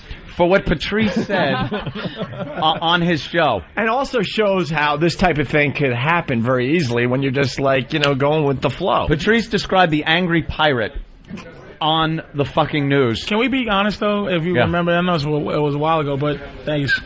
The lady actually started it. She goes, Patrice goes on describing how a woman gets doggy style. I was trying to be clinical. It was from Now. The woman was from Now. I tried to explain it as a guy ejaculates. I was being all scientific. Yeah, scientific. It's come in your eye and kick in your leg. That's what the fuck it is. It's goofy. And you heard the camera people laugh. Patrice spins around and goes, "Hey, what are you laughing at? What are you laughing at?" You know how fucked up you have to be for the Fox News to say we're sorry for his comment? They interview white supremacists. They interview fucking Hamas. They've never apologized. They're saying Israel must end. He does a load in the eye joke, and they're ready to fucking yank him off the air. Oh, it was so classic. I haven't been back since. It was a wrap. My Fox career is over. That horse shit. That bridge is still burning. That mic still doesn't work. His resume is like back to that mic still doesn't work either. His resume Now the mic might be on. I'm glad things haven't changed. Welcome back. Right. Is it work? Is it working? Yeah, now it works. Wait, talk. Seriously. Yeah, there it is. Can you hear me? Yeah, I can hear you. You know, that type of thing we expect on the Opie and Andy show, not the Opie and Anthony show. Opie and Andy, thank you for the website. Welcome back. Here. Anyway, go ahead. What were you saying? Well, he told the lady from Now, someone said, well, what is Al Sharpton in charge of? He goes, nappy-headed hose. And then she said, what? He goes, well, you're just in charge of the regular hose. Yeah. The head lady of Now. Wow. And she laughed. She's in charge of the hose. He said, why isn't Al Sharpton involved in this? Mm-hmm. I said, because, and your thing. I said, because it doesn't concern him. It's not anybody black going on. And no one counts Condoleezza as a black lady. She's fucking down with the president. So I'm like, he's in charge of the nappy-headed part, and you're in charge of the whole part. Oh God, she did not appreciate that. Oh, whatever. She hated me anyway because she tried to bring that goddamn that bullshit at the thing. She's just unfunny motherfucker. Just unfucking funny. Well, that's what you hit her with right when you got on the air with her. The first thing you said is, "You are not funny." He looked right at her and goes, "You know nothing about funny." People. Let me tell you something. You can be funny and not be a funny person. Mm-hmm. Like you could just want funny in your fucking life. Yeah. I just want to try to laugh, even though it's like, dude, you stink. Like, Voss is a funny dude, but he always is bombing. Like, now, why would you say that? I'm never. Not bombing on stage. No, wait. Not bombing on stage, but like, Voss is such a machine. Like, he was just attacking Bobby in the elevator. And I said, Voss is like, it's those, the pendulum things on somebody's desk where they click clack? Yeah, the little if he doesn't metal keep just balls. talking and trashing you, he'll just slow down and just stop. So Voss has to just keep the momentum going. It's not funny. But he's a funny dude, man. He's just a funny dude, whether he's funny or not, all of us. So she don't know about even trying to fucking be funny. It's everything in her impossible. life is serious. Everything is fired. Oh, I didn't say that. Because we couldn't talk about it. Before the show came on air, John goes, so, Sonya, what do you think they should do? She goes, without problem, while she's just looking at her little papers, I think they should be fired. I said, this fucking asshole. Just like, they should be fired. I'm like, she don't even fucking care. Where was now during the Clinton administration? Now it's nothing but a branch of the Democratic Party. And they have nothing. Why the fuck would... Oh, boy. Women don't need... No. Wait, why would Condoleezza Rice and the president's wife need help from now? All I know is whenever Voss's little hand goes up and he tries to make a point, it makes me sad for him. Whenever that stiff hand starts shaking, that means poignancy is being attempted. A branch of the Democratic Party. Let's get back to Miss Wolf here. Yeah. Yes. So I want to acknowledge her brand new organization, Ms. Wolf. I just got the ribbon. Hey, and you got a lot of people listening right now. So how do they join PAC? Unfortunately, they have to wait till next week. We've had a problem with our website that's just been an embarrassment. It's Conspiracy. a problem with, what happened? Conspiracy. People are asking if we've been sued by XM. You know, what's going on? The website's been down for 2 weeks. It's a problem with the German server. We never expected to grow. German server. Well, talk to the guy I get my porn from. We never expected to grow from 500 people to 13,000 people in a couple of days. So we had a server that could handle 500 people. But then they probably can't understand why there's no pictures of people eating dog shit on it. They needed their bandwidth to get the dog shit videos up there. So so they kind of hijacked our site, and they're not letting go of our I guess DNS until the 16th. Oh wow! But we'll be back Why after are they that. letting go of it? It's complicated. It's not, my area. I'm not. Are they being scumbags? They're being complete scumbags. What a shock! Hey, a lot of people want answers to questions. I can answer this question. Yeah, she's kind of. Oh yeah, you got under their skin. Oh yeah, did you? Really? Oh yeah. Wow! Can't tell you how many times I had to say, "Hey, I have nothing to do with this." I don't know her that well. I just whacked off looking at her on Pal Talk. I can't speak for her. I hope it helped in a good way. But I can tell you, without a doubt, you got under their skin. I'm telling you that for the first time now. See? Oh yeah. See, we had no contact in the last 30 days. You got a boyfriend? Miss Wolf. No. I got to meet a few of them. I got to meet the spokesperson. I'm afraid Patrice is going to ask me how I want to be defined, and all morning I realized I wouldn't have an answer for that. She looks good. But I got to tell you, as we move forward, it's important we have a group like that watching our back, because, there's special interest groups that could get a show fired. Well, I'm watching everybody's There back, should be really. special interest groups that could keep a show on the air as well. Well, you guys were behind supporting JV and Elvis also. Yep, and Imus. Imus and any I other hate to shows. tell you, even Al Roker, if it would come down to it. I mean, I'd be the first to point out that he was a hypocrite. Yeah, we don't think he should be fired, but he should probably resign if he follows his own advice. We were just wondering why the media didn't pick up on it as much, and because they're all asshole buddies with each other is the reason why they don't jump on other media people. They protect them. Well, the View yesterday, I don't know if you saw it, they were talking about this a little bit, and they mentioned Imus with a scowly face and, the other guys with a scowly face. But when someone brings up Al Roker, Barbara said, oh, well, he's not a bad guy. Oh, he's not a shock jock. I wish somebody like a real, like a black station would get in trouble so I can defend them. Yeah. I was just defending middle-aged white guys for that whole time. Yeah, exactly. You should save white people's jobs. Oh, Lordy, you got to keep white people working. I'm like, can a black dude fuck up so I can keep his job, nigga? I'm sitting there like, white men got to have a job. I enjoy you on Hannity and Combs where you're like, come on, Sean, help me out here. I got to still go back to the neighborhood. Like, Sean's like, Patrice, we love you. Come here, give me a kiss. I'm like, nigga, I can't like you. You right-wing Republican ass. Fuck out of here. Even though he's not even that. He comes in whistling, yay, hey, everybody. Listen, got to break in here for a second. We got Bob Saget. He's going to be at Jones Beach tomorrow night with all of us as well. Yes. Bob, what's up? I'm very happy you guys are back. Hi, Bob. So are we, Bob. Hard for me to see this morning. My eyes are full of my own semen. Again? Yeah, and I also covered my head with some Condoleezza Rice. It's converted. Oh, no. Oh, boy. These are the puns that you do when you sit on the phone for fucking 90 minutes. Waiting to get on. I'm sorry. Hey, when you flying out? I'm flying out. I'm actually going to Denver tonight. I'm at the Paramount Theater tonight, and then I come to you guys tomorrow first thing.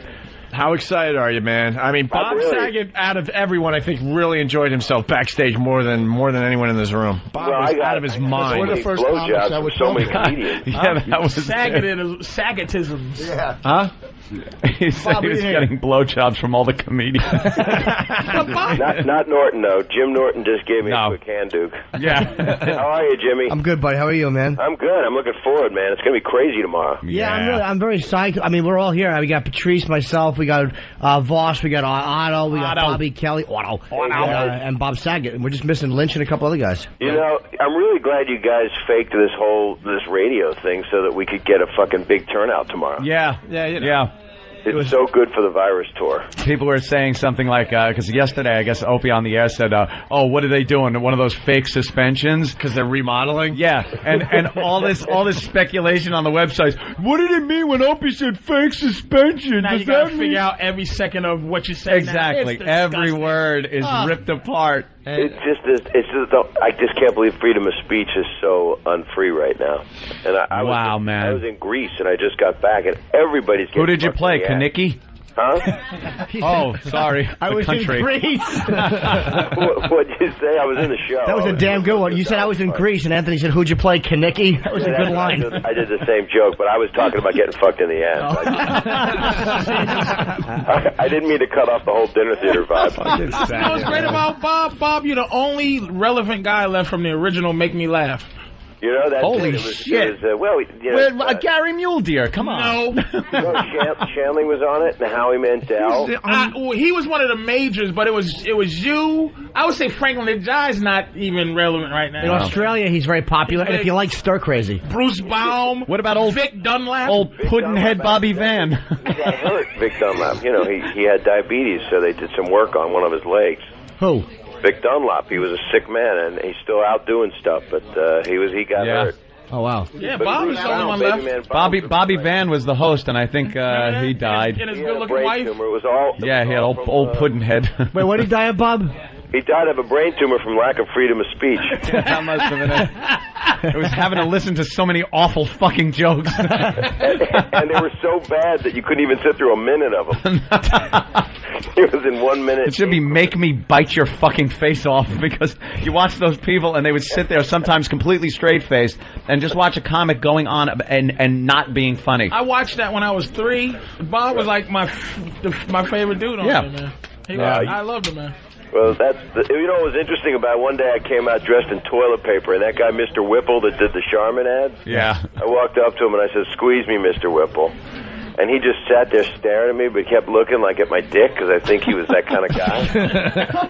and it was weird. He didn't laugh because I think I was like turning him on because I was like wrapped in someone he could wipe his ass with. That guy's a creep, and he's now the super of our building, and he stands outside and fucking fun blocks every time we try to have a laugh. He fun blocked today. Of course he did. Just trying to hustle people through with his weak chin. Yeah, he's awful. There's media from like all over the world that he's like, come on, get inside. Mr. Whipple is your fucking... Yes. I'm not. Oh, dude. He looks just like that. Jimmy goes, yes. Wow, it's such a small world. All right. Hey, Bob, so tomorrow. Tomorrow night, we'll blow it up. How many people are in that place? I don't know. We got to get a ticket count from Pete today. We were doing actually really well. Yeah, we're doing very well. We're closing in on 10,000, I believe. Well, I got to tell you, I really support What's the record for the comedy tour? We do, 11 in Philly? I want to say Jersey. No, yeah, Philly 11 was 9 or was 10. in Philly, outside in Camden. Yeah, we're pushing, we're up there. Hey, I'm just really glad you guys are back. I really was fucked up, and thanks, Bob. Hey, I'm Bob. just glad you're back. And tomorrow night we'll go crazy and let's kill a girl or a man. Well, how much coke do you need? I'm taking orders right now. I fill my entire head with it. No, I can't do coke anymore unless I'm snorting it off of an illegal hooker's anus. Who can? Right, am I right? Absolutely. I'm really looking forward to it, really, really. So thank you, guys. All right, Bob. We'll see you tomorrow night, man. Have a safe flight. And plug Denver again. We got some listeners in Denver. Yeah, Denver tonight at the Paramount Theater. It should be a crazy fun thing because I'm going to take out what's left of my dick. All right, very good. Bob Sager. Bye, sweetie. Thank you. Bye, guys. Thank you. All right, we'll take a break, I guess. Yeah, I want to talk to Otto. We haven't heard from Otto yet. Yeah, Otto's going to speak next. He's a great fighter. No one ever hears from Otto. We only hear from George. He didn't bring George today. Why? George is home. It's creepy. I was working in Staten Island last night at a place called Illusions, and Adolf Hitler was at the bar. I said, "What are you doing?" He goes, "I'm going to kill 6 million Jews and 5 circus clowns." I said, 5 circus clowns. He goes, "See, nobody cares about the Jews." Hey, Otto, is there any ventriloquist? Hold on. I just want to hear Voss trying to say ventriloquist again. Oh, no. What is a ventriloquist? A guy with a fucking talking fucking... I stopped it. That was more of a spit out. I stopped it. I was going to say talking van. I'm not good. Did I ever tell you the greatest Jewish joke I ever heard in my life? Oh, I got one. What? Told by Roger Rittenhouse with the hook on his hand. Can we make this perfectly clear? It's a joke. It's a joke. It's a joke. All of media is listening to us right now. Great first day back. You don't got to be shaking it up, you motherfuckers. But listen, it's a joke. I give Roger Rittenhouse the credit. The dude with the hook on his hand. I heard it years ago. You're about to hear a joke. This is a joke. Should I not do it? It's not an anti... It's... Again. You know what? Again and again. I don't want to be the Paul Michael Mercury. Wait, Patrice. I won't do it. Patrice, as a Jew, I'd like to hear it. Yeah. All right, good enough. No, but you don't count. Jews reject you because you're stupid. And you got tattooed. You're a tattooed do Jew. not acknowledge them. You've gone against part of their religion by getting your body marked up with tattoos. So is every Jew that has plastic surgery. Is Miss Wolf Jewish? I'm a Jew. And so is Otto. Otto is Jewish. I've never had a problem. So the joke is funny. It was when Schindler's List came out. Oh, no. When the movie came out. That's got to be a scream. No, wait a minute. All right, let me get my finger back. When Schindler's List came out, right, the guy goes, hey, you know what? This Schindler's List is going to be a big movie because Steven Spielberg, I heard they're doing a deal with McDonald's that they're going to promote the movie. He said, I can't wait to collect all 6 million cups. That's pretty funny. That's a great joke, man. That's a great joke, man. That's funny. Here's a Jew joke. No. Don't even say it. No. Let's try to make it through the summer, all right? One day. Yeah, I'd like to make it through Jones Beach. I would like to make it to noon today. I think that was in the same tone as that. I one day. I think you got to understand we're a bit nervous right now.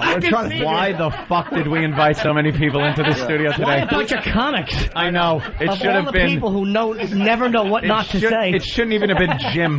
It should have been me and Opie. Yeah. Opie and Andy, just like the website said.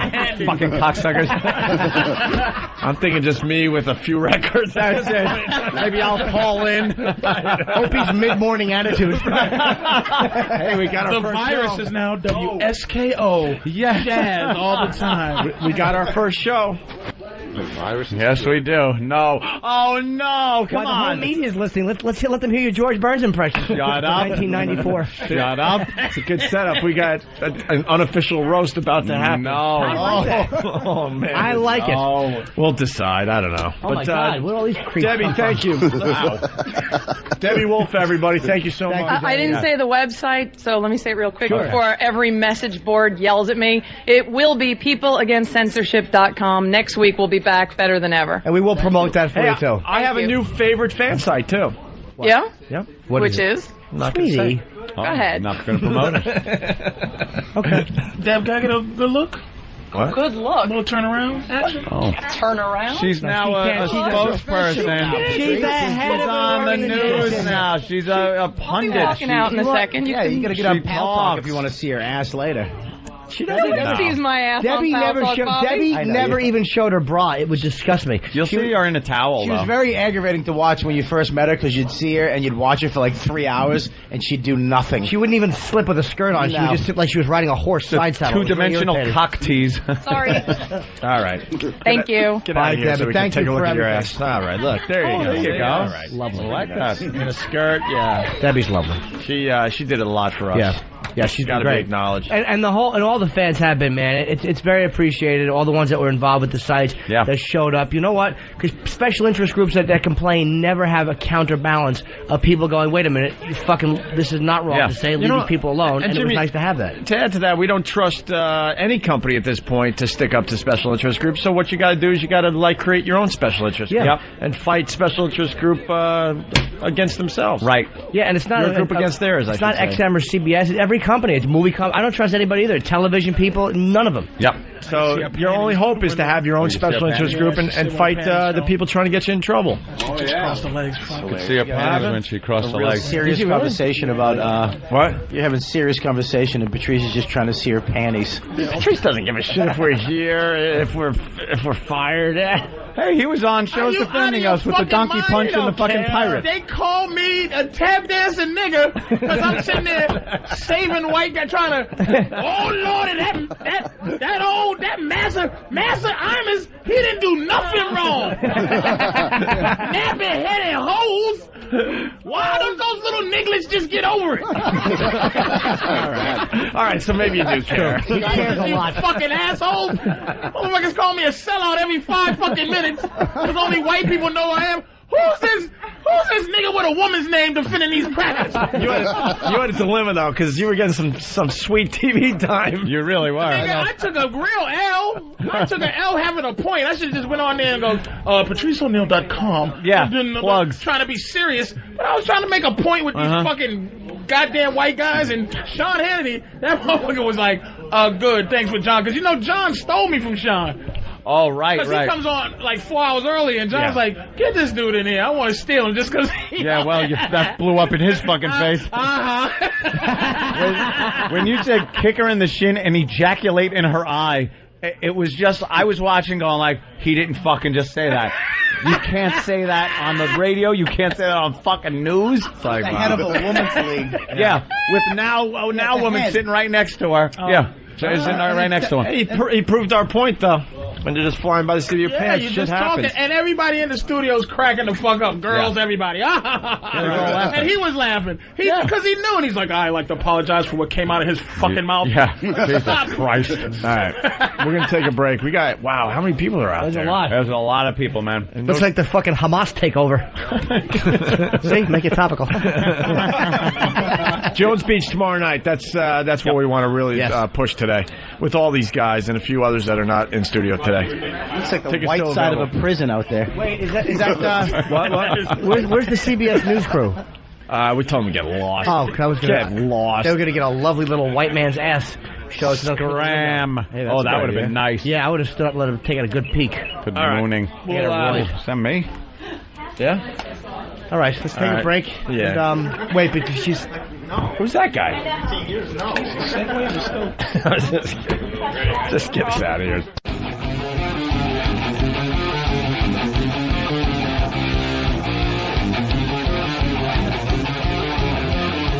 All right. We're back. Patrice O'Neill, Jim Norton, can I apologize? Rich Voss, Bob Kelly, Otto from Otto and George. 2, 4, 5 out of the 9 comedians that you'll see tomorrow night at Jones Beach out there on Long Island. What? I just want to apologize. For what? For almost getting us fired already? If I say anything that offended anybody, I just was repeating a joke that a guy said that I heard, and I was not in any way trying to say anything fucked up, and I'm trying to be as contrite as possible, and I do apologize. We're just a little nervous. We're a little nervous. It's been a weird 30 days. I understand, you do understand. But you know what, too? But we got to be honest, fellas. It's a lot of built up. We're like the bear. We're like. You're right. There's a lot of built up, just radio testosterone. Yep. That we'll be blurting out. Yeah. And so we don't want to get anybody in trouble. No, we want to have a good time. But I don't want to get no white men fired. I want a George Burns impression. Shut up. I want to hear. We got to hear it, dude. Stop the bullshit. I want to hear a George Burns impression. I hate the This is idea anniversary show. that Come on, everyone man. is here. Why? You're a little eager. I love it. It's sweet, Anthony. Let me explain something. Andy, I was in construction for my entire working life. I just started getting into radio because I had done an O.J. Simpson song parody. Opie played it on his show when he was doing radio at WBAB out on Long Island. And the crowd, his audience thought it was very good. Opie invited me, my brother, to come down and perform it live. When we did this, I was in this disclaimer. I used Just give me the fucking impression. I was drinking heavily. Put a cigar in your mouth and just say it. I was shut up. I was drinking pretty good. God.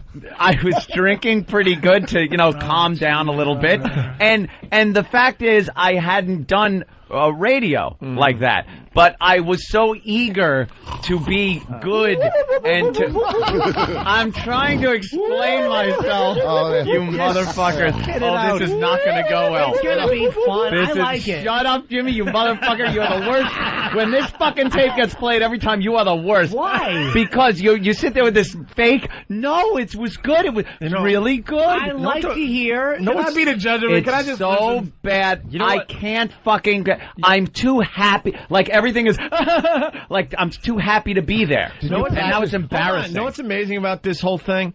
I have a note here. The last time we attempted to play this was in February, and we got through like 7 minutes. And we have an hour. It was so fucking hard. Put it in. Just a little bit. It is so So I don't have to hear this horseshit. Now, what happened was my toilet broke. Anthony doesn't like letting his guard down. Oh, you gotta understand, it is like 13, 14 years ago. At least you have an excuse. I was already doing radio for 10 years. You know what? Motherfuckers know less about these two motherfuckers than you'll ever know. Like, I know more about myself. Yes. Hey, we're not stupid. Since I've done this radio, like, I'm sitting there going, I was like, wow, I didn't know that about me on this motherfucking show. I told people I fucked the sink. Yeah, These cocksuckers won't reveal anything. Do the impression. I brought up showering when my father made us all shower at the same time. That was fucking embarrassing. That was a trade-off to get the car keys. What happened? My father was teaching me and my brother how to shower. You're afraid to wipe your ass and get some shit on it? At 27? He was teaching us when, I don't know, I guess I was about 6 or something, and my brother was probably 7, and he thought, bath time was over. Was you doing George Burns, so he stopped? No, I wasn't doing George Burns. Come on. Or did he go, that's how it started. He goes, hey, kid, smoke this cigar. Try to say goodnight, Gracie. Say goodnight, Daddy. Good night, Daddy. And I was petrified because he was standing under the water from the shower, and I was standing, me and my brother was standing on the back wall where there wasn't water, and the water was running down his body. And you know how when you shower, the water runs off the head, it runs right off the head of your cock. And I kept, he was like, come here and I'll show you how to shampoo your hair and stuff. And I'm like, no, you're going pee-pee. Because it looked like he was taking a leak. I thought he just made you and your brother take it. He got in with you. Yeah, he was in the shower. And it's to a kid, because I'm like, he's my dad. His cock looked like it was like 2 feet long. Did he teach you how to sleep together, too? No. Daddy, what's that? What's a finger, and you know where that's going. No, there was nothing sexual about it. Wait a minute. You just said water. You just water going down your father's body, down his cock, into your mouth. What's not sexual about that, homo? It wasn't You had a sexual. homemade super soaker going right in your eye. Was there a lot of woo noises? No. Every time you go past the fountain, you get a hard on now. Did he teach you how to lie to a counselor too? One of those little cupids out with the water's coming out the dick. Come on, look at Atlas. Look at Atlas in his. He doesn't throw change in it. He throws himself in it and starts sucking its cock. Look at that statue of Hercules. It wasn't sexual. He was teaching his sons how to shower. Yeah. Oh, really? They would say when they taught Ed Norton how to shower in American history. When he was done, did he train you to the Aryan Brotherhood? No. I didn't know that lifting up your left butt cheek was part of showering. Daddy, is that a hard lupus? Quiet, kid. No, it was a father teaching his kids how to shower. But I didn't want to go. I didn't want to go near him because the water was running off and it looked like he was taking a leak. What kind of rag is that, Daddy? It had nothing to do with that. Hold on, that motherfucker dressed sexy to get more drugs from a fucking yeah. Oh, look at him sticking up. Thank you, I'm trying to defend Andy. Yeah. Okay. And Andy, stop acting like Hey, hold on, wait a minute. Hold on, son. Let me smack this soap on your ass cheek. It wasn't like that. Let me put it. Come on. If anybody knows a queer, it'd be fucking Vaughn. It wasn't anything like that. You've lost Jimmy. You've lost me and Ant. So Why are you attacking me? You brought it up. You only defended him because of your skeleton. Your fucking bathtub experiences, okay?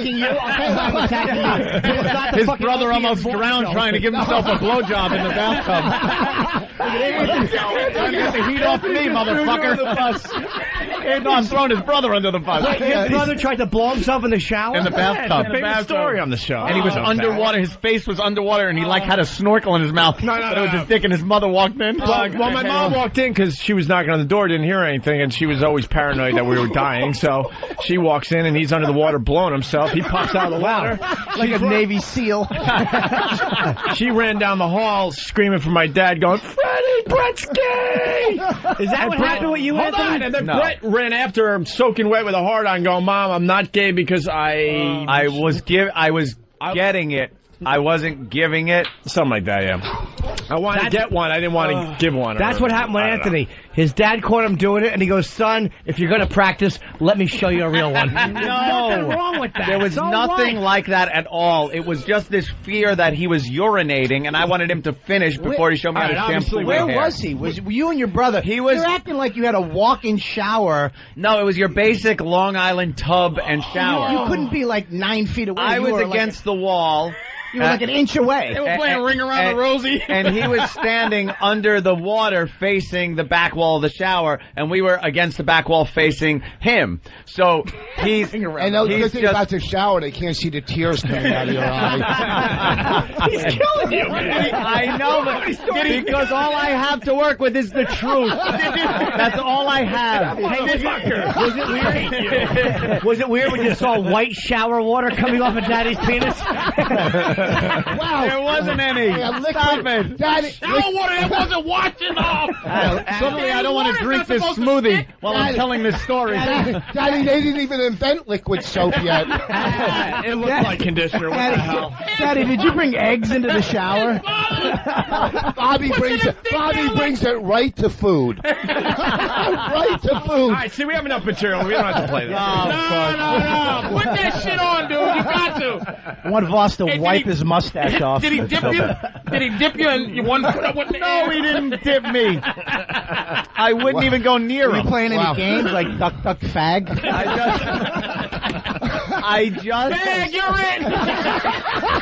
And you're always going to be it. I just tried to... I stayed away, so it didn't work out. Shit. The whole showering, learning thing didn't work out. It ended with me crying because I didn't want to go...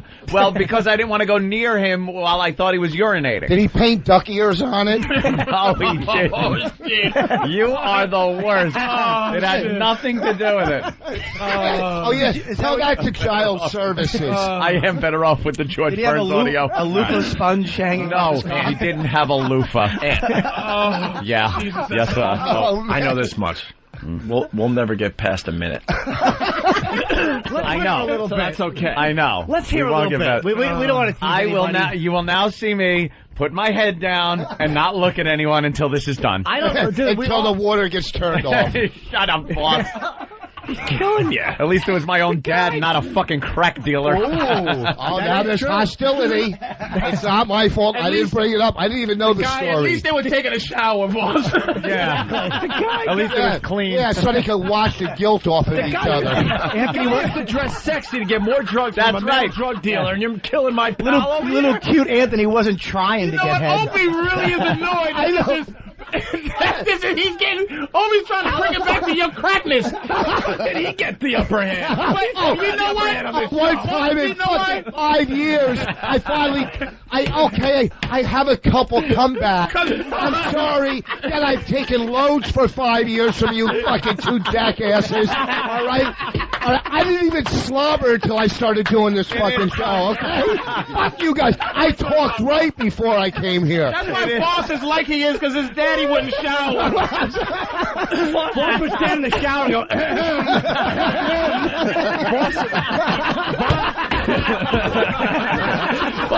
Boss had perfect diction before he started doing this show.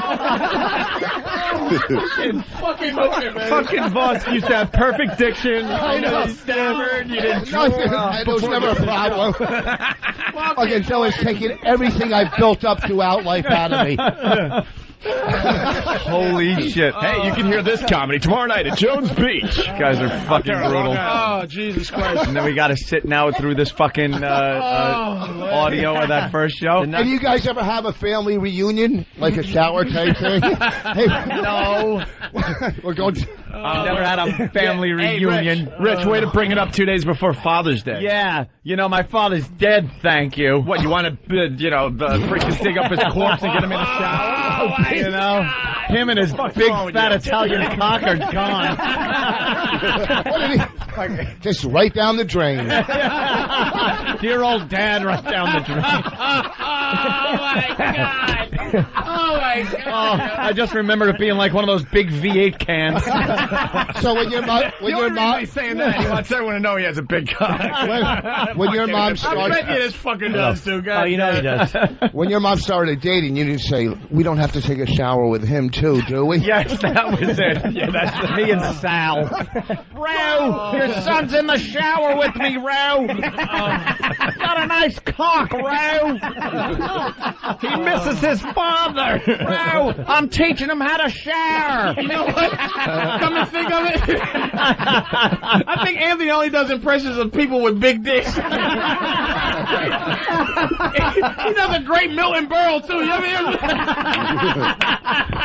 I once made Nancy limp for a week. Yes. Did your treehouse have a shower in it? All right, you know what? I say we give it a couple of minutes. Anthony had all the showers removed from his house. This disc is an hour. I guarantee we don't get past 2 minutes. 2 minutes at most. I can't fucking listen to this. It's actually not bad. Shut the fuck up, but Jimmy. It's actually not. You're lying. No, I'm not. You're a lying sack of shit. My old stuff is humiliating. Yours is just, while you were a construction guy, a little overeager. I mean, it's not bad. A little charming. Play it. I am giggling at everything. I'm too loud. It's so embarrassing. Want to float a bond before we play it? Yeah, please. Yeah. My problem is I'm awful. My problem is I'm still happy to do radio at this point. You're not miserable yet? No. That'd be great. Oh, your voice too is 18 octaves too high. Yeah. All right. Well. Let's go, I baby. don't know. And I know we ain't making it up to. I know we ain't making it up to boo boo boo. Let's get it going. We have to stick together on this one. I know we do. I'll help fight, man. No problem. I'll take these fuckers on. Dude, it's Two over. motherfuckers It's need to make me sick with their fucking top secret horseshit. Put that on you. Two radio hacks when you were 13. Going woo, making noises and put this shit on. It's gonna be like the 300. Let's remind everyone. We're gonna Look remind. at this disclaimer. Do they do this shit when anybody is just like, We're gonna blam, I'm remind sitting people there, that boo, boo, boo, boo, boo. this is from 1994. Okay. Right. No one cares. Fair enough. No one cares. This I is wanna hear it. 18 years old. Bring your own sound effects Saturday. All right, we'll bring. Well, you good. can bring the crickets. I got this one. You motherfucker. I can't believe they are stalling their asses off playing this. Hey, They'll we just play had to get it. to 11, man. All right, Put this thing on. I gotta hear it. why don't we let's just be supportive and All right, we promise. All right, you know what, Jimmy, you're right. Who's Jimmy, buying this shit? Jimmy, he's right. No, let's just enjoy it. enjoy We'll it. enjoy it. It's an older work and it turned into. Because you know what, we might, you know what, Bob, we might really like it. Well, I like Anthony. First of all, Anthony, honest to God, out of all the people that do impressions, you're one of the best. Oh, thank you. One second. And wait till you hear George Burns. Oh, wait, when you start to Did you watch that show with Jeff Ross at all? No, I didn't. With, Hey Bob, why didn't you do that show and show up as Brando in Apocalypse Now? Hey, Anthony, when they start the tape, can you turn around like an impressionist and fix your hair? And then I'll turn around and be George Burns. Listen, Danny Gans. You know what? He is one of the best impressionists ever. He's very good. These two guys, both of you, man, you can't be that bad. I bet you it's good. I bet it's good. You're one of the greatest radio I'll tell you this acts much. ever in history, I'll man. tell you this much. Let's just enjoy it. This was the demo tape that got us our. There you go. There you go. It was something. Shows you how bad radio was back in '94. God, who was deaf fucking listening to it? All right, let's just enjoy it. Can we just enjoy it? I'm ready to listen to it. I'm ready to listen. I like George Burns. All right. All right. All right. What happened to my sunglasses? Throw it in. Oh, you can't see. You don't want to look. What happened? Give Opie a shade. You don't want to look at anybody. Fucking Kenny took them. I gotta hide my eyes. You don't. All right, here we go. Brother. Oh, no. Oh, Jesus Christ. Have fun. I can't. I'm not going to look. I'm going to cover. Fans pointing out the buttons. Who's heard this? Jimmy's heard a little bit. It's actually, Patrice has never. I wish it was worse. Jimmy, shut up. It is worse. I wish it was worse. I think we were going to try to do it one day. Yeah, we try to do this every like 6 months. I listened to it. I was in a car once listening to it, and then I had to pull over and. You heard it? I guess a little bit of it, yeah. A little bit. Shit. You shut it off, but it wasn't that bad. I thought. No, it's so bad. No, it wasn't that bad. E-Rock, you want to make fun of us? Sit down.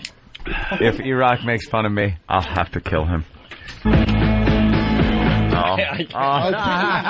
No, you got You don't even want to get into because you know it's coming. It's Opie. It's Opie back selling a song. No one's saying that we just want to. It's Opie the rock jock back selling a song, and he doesn't want. I know exactly what you're feeling here. It's radio. It's Yeah, dude. What was that? right. Heart? Was that Heart? Who was that? I think that was Soul Asylum. Oh, was it? Oh no. You know, and I had to. Oh no. This is I had so to make, bad. I had to make believe they were cool. Yeah, that's it. Oh fuck, this is awful. How do we get in this shit? Oh no. Holy shit. Holy shit. Holy shit.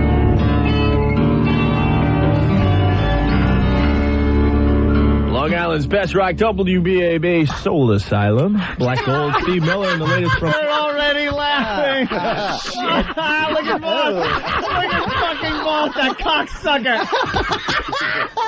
Oh my God! Soul. He pointed to somebody too. Soul Asylum. Wow, you're getting a standing ovation out there. Holy shit! It's fucking. Here's the why everybody's laughing. It's just weird to hear you back selling a song. Oh my God! Oh, shut up! It's true. That's not bad to say that was they're so laughing. Oh my God! I haven't been under the bus in a long Oh time. God! On his hands. You should drink that. This is. I never thought I'd wish for another 30-day suspension. I'd like one to start immediately. I want to hear Anthony chime in. Can you introduce Anthony? Shut up! I got dirt word on all you motherfuckers, and I'll take it right to the bad part. I agree. Nice. Let's go. Black Gold, Steve Miller, and the latest from REM. What's the frequency? Kenneth, as you do, the nighttime attitude at Opie aboard. Thanks for checking out the program tonight. And we got another fine show planned for you guys tonight. Oh, no. You just say fine? Yeah, it's what? Things were fine. There's nothing left in this cup that he's drinking.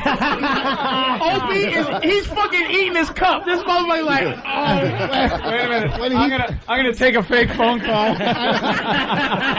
Here's how you know it was an old show, because you said the word planned. Like there had been show prep done. You know he had like a brown bag with a sandwich that somebody prepared for him? Yeah, you. Oh, Idiot. Stupid. I was enjoying that, man. Shut the fuck up. Actually, you were actually kind of smooth. Very smooth. Don't make me bring up the glass dildos and we had a moment. I already brought it up, nigga. No, I want to. we had a moment though. I was like, Patrice, what are you doing? I know. I've had a lot of problems that this show has helped me with, and I fucking love this, man. There's nothing that could be brought up though that is as bad as hearing old audio. Like I'm sure all of you motherfuckers have shit from years ago that you're like, oh God, I can't even listen to it. Here comes the. Oh, stop it, Bobby. You were fucking great forever. I wasn't sucking my dad's cock. If you said that. Not either. That would have been more dignified than most of your material.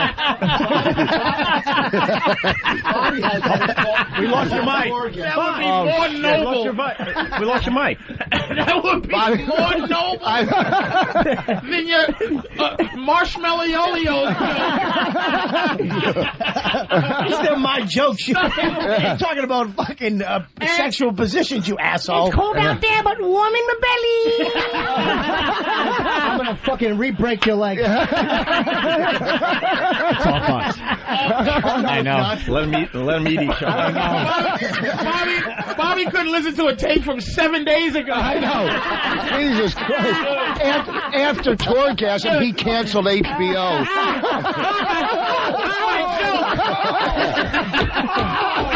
I'm a joke, man. That's our only saving grace, Elvis. They can't be around each other without laying into each other. Yeah, we really are fucking hyenas. Oh, you awful. We were actually eating the fucking gazelle. Yeah. We started fighting with each other. Hey, assholes, there's enough to go around. Let's get back to Dick Sucker and High-Pitched Henry. Good focus, Bobo. Thank you. You guys got a rare opportunity. Oh, God. Praying mantis, like eating each other. God damn. Oh, checking out the program tonight. And we got another fine show planned for you guys tonight. We got my pals Joe and Anthony from Rotgut live in the studio. Is there a black girl in the office? Good, man. You have a black co-host? Just in case people don't know who Do you you have are. a black woman co-host? Did somebody just go, Oh, shit, honey. We got ourselves a show, baby. What? That was cool. Like, you agreed with him. Why shouldn't you agree with him? Jimmy, I'm sorry. I am gonna fucking smack you and leave a handprint. I will leave a handprint. Were you and Joe practicing in the car as you were driving there together? Of course we were. Sha-na-na-na-na-na-na-na. Sha-na-na-na-na. Hey, leave Benicio del Toro hair alone. Thank God we got Patrice in here today. He doesn't know when to shut up, so we'll get about 45 seconds. Oh, is this awful? Really trying, but this is classic high school shit. Where when you're on it, you gotta push it on to somebody else and try. I'm focused. Here we go. I'm with you. We're 32 seconds in. How you doing, man? Good, man. Just in case people don't know who you are yet. Just in case. The famous authors of Gun Electric Shock OJ, which you're going to do live on the show tonight. That's right. And you're going to do other ditties. Yeah, other wacky, kooky stuff, Opie. We're a little All right. Okay. Who is that stranger that walked in the studio? I have to leave. Why? I have to leave. Who was that? From those You had Casey Kasem already? On your resume it says, I do ditties. No, he said he was going to do some wacky gooey stuff, but he was trying to describe what was happening. Shut up, Jimmy. Look. Do you do Batman too? This is so fucking awful to listen to. I can't fucking listen to this. I know. I'm gonna have to leave. Hey, It's good. Can we listen to that? It's good. Can we listen to that black lady again? You know he Can we went home. listen to that sassy black chick one more time? No, there's no rewinding. There's no rewinding. You don't like it now, but you know that right when you left the studio, you called your girlfriend. How was I? Did it sound good? Was it good? Was it good? Hey, Bob, is right. Let's. I want to hear some more. Wait, but your intro should have been, you might recognize this guy if you had your heater fixed last week. Okay? You might recognize this guy if you called the fucking Culligan man. If your bedroom is nice and cool and comfortable, you may recognize this guy. Wow, Boss, a little angry. Fucking Boss is Mount St. Helens. It's been fucking building up and building up. He just spit out a filling. Why did a Buick pop out of his mouth? Oh shit! Oh, sorry, man. Well, there you guys go. No, I want to hear a little bit more. I don't want to miss wacky, kooky stuff if it was coming up. They were titties. They were my titties. friend. Oh, okay.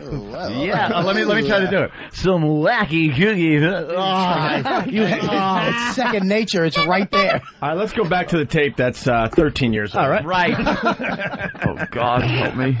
Bitter, we gave Eddie Vedder the idea to do that. Yeah, there you go. Was your brother dressed as a version of Sitting on the Dock? He sounded... Yeah, you keep talking. Oh, yeah. Boss, keep chiming in, my friend. All right. I got no problems with Boss talking You today. talk whatever you want. Good. We only have to go to 11. You're sweating. That's what someone just said. You know, they heard Pearl Jam's version of Sitting on the Dock of the Bay, and they were expecting to hear the OJ version. Oh, this is... He sounded like he was heavily sedated. All right, I need a ruling. I started a new bid yesterday. No, someone needs a ruling. God. We can vote. Oh, no. We can vote. Look at Jimmy. Jimmy's so enthusiastic about this whole thing because you're a fucking cunt. Jimmy, you suck. I've never seen him enthusiastic to do a radio I know. show. Oh, look, we can vote. Oh, I like voting. Audience participation. I like to vote. God. It is so, because you know why? Because we know it's coming, and it's just, it's so fucking hacky. bad. I think it's not so that bad so far. It's almost, it's kind of entertaining. No, it's not. We're fucking with you because we think we have to, but this is actually pretty good. No, stop it. It actually is. And then Patrice puts on his poker face. Honestly, He's fucking sitting on pocket aces. Oh shit, I got aces. You guys had a connection right off the bat. You could see it. Shut the fuck up. Yeah. All right, I need a ruling. I started a new bid yesterday. Celebrity Death Watch. Right, yep. All right, you might have heard this last night. Monday, Jessica Tandy, the old broad from Driving Miss Daisy, died. Hey, I'll take that contract. How old is she? It's 85. Oh, please. Anyways, I don't know about you, but I've always been under the celebrities die in threes, basically. Always, right? So it's the Celebrity Death Watch. I guarantee 2 more prominent celebrities will die before October 1st. So we're just waiting and watching. George Burns in the hospital the other day. It was a close call. Very close call. But he got out of it. Yeah. 98 years old. He has, his brain is swelling. He pulled out. And he pulled out of it. I was like, darn. I always wanted to see. Oh, Jesus Christ. Did the FCC come after you? Darn. I think we got 30 days. You motherfucker. If you two were famous back then, you would have been 2 and 3. No, it wouldn't be 2 and 3. It'd be 2 and 3. Gee willikers, Robert. Darn. Celebrities die in 3. I can't fucking deal. Anthony is hiding behind the monitor. I'm hiding. I'm laughing at every little fucking thing. Why? It doesn't matter what. Because you know why? He feels how much of an excited asshole he was. I was so happy to be there. Dude, this was my ticket out of construction. You know, and I thought if I did good, he was in the fucking studio with his hands up, like he was on a roller coaster. Yeah, that was Burns. He was wheelchair. I thought he ran the Kinko's the next day and got a resume. You know what? One day, listening to you do or early radio is like watching Voss act. No disrespect. Okay. But I mean, just like, overdoing it. So over fucking I wanted to be there. I was happy to be there. I was so excited that this could lead to me doing radio and not doing work anymore. Records anymore. And listening to this, I wonder how it ever fucking happened. But I can't fucking listen to it. It is so painful. You know what? All right, we get it, you stalling motherfucker. Fuck up. You know what? Why don't we play the rest of the tape on stage at Jones Beach tomorrow night? I would think we should probably play it out. Wow. But how come time is going so fucking But you slow? can go overtime here. It doesn't matter. No, there's new rules in place. Yeah. Oh, yeah. Out of it. I was like, darn. I always wanted to see George Burns singing No, I didn't. that extreme song. Oh, no. If you don't like what you see here, get the funk out. But he never does that. Very good. Maybe now after he's bopped on the head. But I need a ruling. I got an obituary. Patrick O'Neill, 66. People are going, Patrick who? Now, I said it has to be a prominent celebrity. This guy was in Stepford Wives, 1975. What do you think? Don't look at me like It's that, on Jimmy. the fence. Is he prominent enough? Let me see, Joe. What do you think? I rule nay. No. All right. So it's still one with two celebrities to go. 2 weeks from now. 2 to go. 2 to go. All right. Well, we're going to debut real fast a Who song the from fuck Hot was Gut. doing talk radio back then? Like just children, or y'all are awful. This wasn't even. You should have been on 3 hours before y'all come on now, and y'all should be trashing you. Who are these two assholes? And who's this George Burns happy motherfucker? Why? So you always wonder what it would be like if George Burns sang a song, and then damn it, he did. Shut up. Turn that song off. You douchebag. Danny's fired. Oh, this is so awful. Fired. Do it right now. What? All right. I don't know when the vocals kick in. If you don't like. I think he wants to do it again. No, I don't. I'm trying to take the heat off. Hey, we were on in the middle of the night. Huh? We were on in the middle of the night. Right.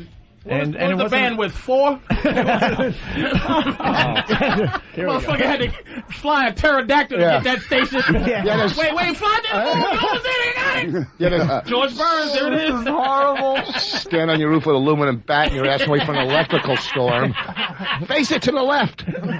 Broadcasting from Elm to Oak Street. Wait, I think I got it. Darn. You're listening to Opie and Anthony on 72.8. What? 72. Well, we're going to debut real Anthony, fast do you have any plugs? Yeah, I'll be fixing Tom's air conditioning on Saturday. I'll be shining at the appliance store.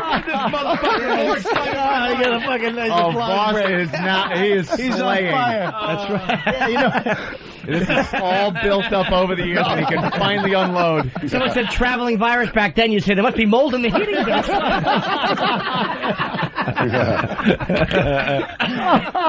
I guess you're going to tell me to make my own egg sandwiches. I just played a tape. Well, we're going to debut real fast a song from Rot Gut about the Cuban refugees. Right. There was Billy Joel made a tribute to the Baymen. Right. And we figured, why not go to the other southern half of the states and make a little tribute to the Cuban boat people. Let's check it out on the Nighttime Attitude. This doesn't play, right? You guys don't get to hear that, really. Or maybe part of it, I think. It was classic. Set sail on a broken pinata, and I hope I can. Parodies were my forte. I've been out for about 15 minutes, and the water is up to my ass. It was topical. I'm leaving Cuba like my great. The whole audience is waving their arms, Opie, outside. I see lighters being lit, yeah. They're burning the studio down.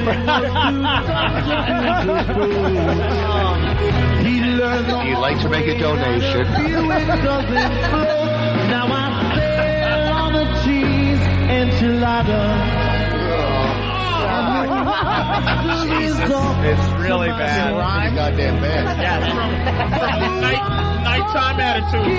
Afternoon angry. Now to morning madness. This is why Christy Brinkley left Billy Joel. Christy Brinkley. Christy. Just say the chick. Yeah, say the blonde chick, Christy. Brinkley. Right into the song, he drove his car into a house. That's right. Oh, Krispy Kreme donuts. Good recovery. That was good, boss. You were really needing a job, motherfucker. You know that I will never disagree with. Dude, he was a fucking machine. I Damn, needed this everything. I wanted a fucking You were job. like in Al radio. Jolson, motherfucker. When you were driving home, did you throw the clippers out the window? I thought that was it. I'm like, I'm in. I got a gig. We're done. We're done. That's good. No, more. We got a few minutes, Phil. A few minutes. Did you ever do like Is of cashing our first welfare check. Yeah, of course. We're leaving All right, is it going to go on all day? to be feared. We're just embarrassed by El Presidente's beard. That hairy matted mess, you know he must have lice. My mother's beard's long, but at least she keeps it nice. Now I sail on a hat, eating pizza. It's not much, but it's all that I've got. How I wish I was Ricky Ricardo, 'cause his drum would seem just like a yacht.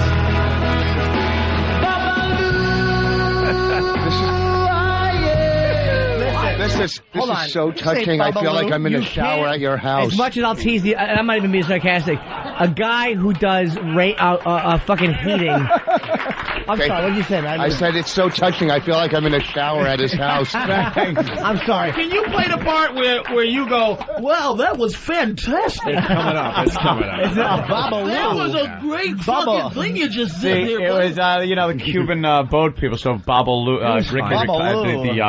yeah. That's the least. That's the least offensive. Why? He wasn't a comic though. It was a fucking. Oh, thanks. But I'm saying you He wasn't air a conditioning singer guy. Hey, I gotta be accurate. He was an air conditioning guy. Did a song parody. That's the most forgivable thing on this god awfulness. Let me ask you a question. While you were doing that, Bobby was practicing fucking chairs on stage. Opie, let me ask you a question. No, let that sit. You get greedy, you ass. You saw an applause break. They really don't even like you, but now you got them on your side, and that's why they hate you again. Slurring asshole. Can I ask you a question? Did you give him any, did you coach him in radio in any way? Fuck no. Well, I taught him. Learn by watching. I taught him all the bullshit stuff that happened, I guess. Yeah, but apparently back then, this was good. I don't know why. 94. I have no idea why. What were they doing in radio? Well, let's hear. Well, I want to hear the end of the Babaloo because the song's over. The song's done. Like that tape went out and they loved it. in Boston. I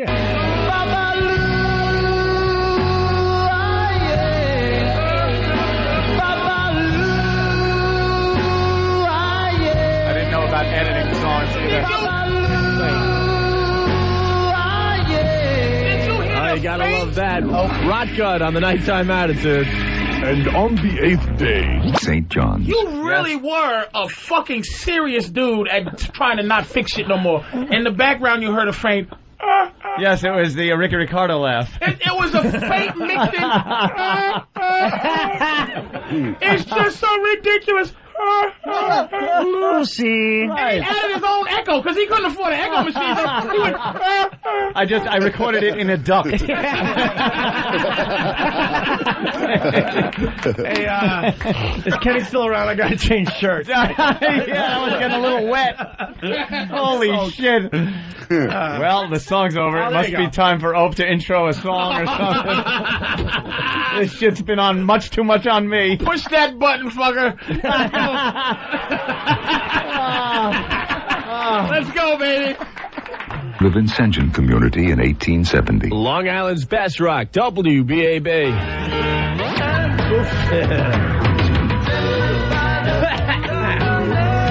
Oh, we're live. 102.3 WBAB, Long Island. It's Opie and the Nighttime Attitude Squeeze, of course, and Tempted. Sending that out to Sally in Levittown, faithful listener of the program. Yeah, my choice. Only listener. You should have said the listener of the program. Fucking Fuck you. Thank you, I like that. God damn. Sally calling in again today. Sally's request for the day is. I hope you're enjoying your last time on the show. Oh, why are you bringing Sally in? Oh,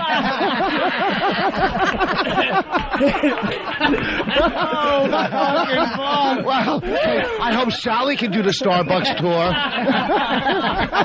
Hey, Sally, what's going on tonight? Nothing. That was Sally calling in. What you guys doing? Nothing, Sally. What are you doing? Can I hear some squeeze? I love squeeze. Yeah. My choice, Oak. I'm out of my mind tonight because I got Joe and Anthony from Rotgut, and these guys are you guys are mental. That's right. But thanks for stopping on by. I appreciate it. No problem. Anytime. Pizza DeLusso, Comac. Wait a minute. They're not they're mediocre at best. These guys are crazy. They'll agree with anything. Whoa. Oh, it's Gabe Kaplan coming. Watch out. He's a fucking loon. I'm out of my mind. Wow. Sally's on the show. Here comes Henry Ford. What's that? I never thought it could be this bad. Henry Fonda. Watch out, Henry Fonda's on the show. You fucking maniac. You're a crazy dandy doodly I never fucking thought it could be this bad. I knew it was going to be this bad when this day came. You are mental. But this is so bad. We got a crazy, mental, nutty show tonight. George Burns is going to stop by. George Burns is singing extreme songs. Hey, Sally. Hey, Sally, what's going on? Hold on, I got another call. You guys still there? Yes, we're still here, Sally. I gotta call you back. All right, Sally. Too much energy in the room for me tonight. Oh, shit. The phone line is lit up. Must be Sally. Oh, my God. This should have fucking been erased. I am so... Wow. I'm not even kidding. Isn't it really hot? Oh, it is so fucking hot. Mental. Get the Thorazine. He's mental. Where's the Haldol? Watch out, baby. Let's get back to the madness. Hey, you know what that car crash was? It was a car crash really happening outside the studio at the time. Well, this show stinks. What's going on outside? Someone's dying. Holy shit, Sally! Jesus, Sally, are you okay? I'm all right. Oh, you're all right. This is Opie. Are you all right, Sally? I'm okay. Nothing happened. As I just chuckle and laugh through the whole thing. Can you imagine if George Burns was driving that car? Hey, look out. In your bio, did you say mental? I was called mental back in the day. And then before he got a job, that's what he do. When he just goes fix air conditioners, he uses those phrases now. Hey, man, your Freon is working. Your shit's gonna work this fucking mental now. It's gonna be so fucking crazily mental cold in cool air dude. coming out of here. Well, I would love to get back a little bit more. We're almost out of time. 5 minutes. Just get mental, dude. Push it. We're glad to do it. Pizza DeLusso, Comac. Oh, geez. No. That would be Cliff. Yeah, no, that would be Cliff, Joe, and Greg. Joe. All we have to do is say it 10 times and we get a free pizza. Are you serious? They deliver it. They're going to deliver it right here. All right, do it real fast. All right, guys. That would be Pizza DeLusso, Pizza DeLusso, Pizza DeLusso, Pizza DeLusso, Pizza DeLusso. That's 5, 6. Pizza DeLusso, 7. I said it too. Pizza DeLusso. Oh, so that's 10. We're up to 12. That's a pint and a half. All right. So you did have plugs. So you did have plugs that day. Yeah. And now he reads them like, oh boy! All right, well let's get Vegas. Oh shit! He had this motherfucker had a pocket full of taps that he just banged around his shoes, and they wore out every show. He had a pocket full of sand put on the console. Hello, my baby. Hello, my honey. You sure look lovely, Miss Shirley. Over-eager fucking whore. Poland Springs. Let's get a listener involved Hi, here. Sally's calling. Pat in Jersey. Pat, what's up? Hey, I love Love the show, and my mouth just went retarded. Perfect. I was just wondering if you guys ever realized the excitement in Opie's voice sounds really, really close to the Susan Waldman excitement. Oh, my God, George Burns is singing Extreme. Oh, goodness gracious. And then, this is pretty interesting from Jeremy in Jersey. Jeremy.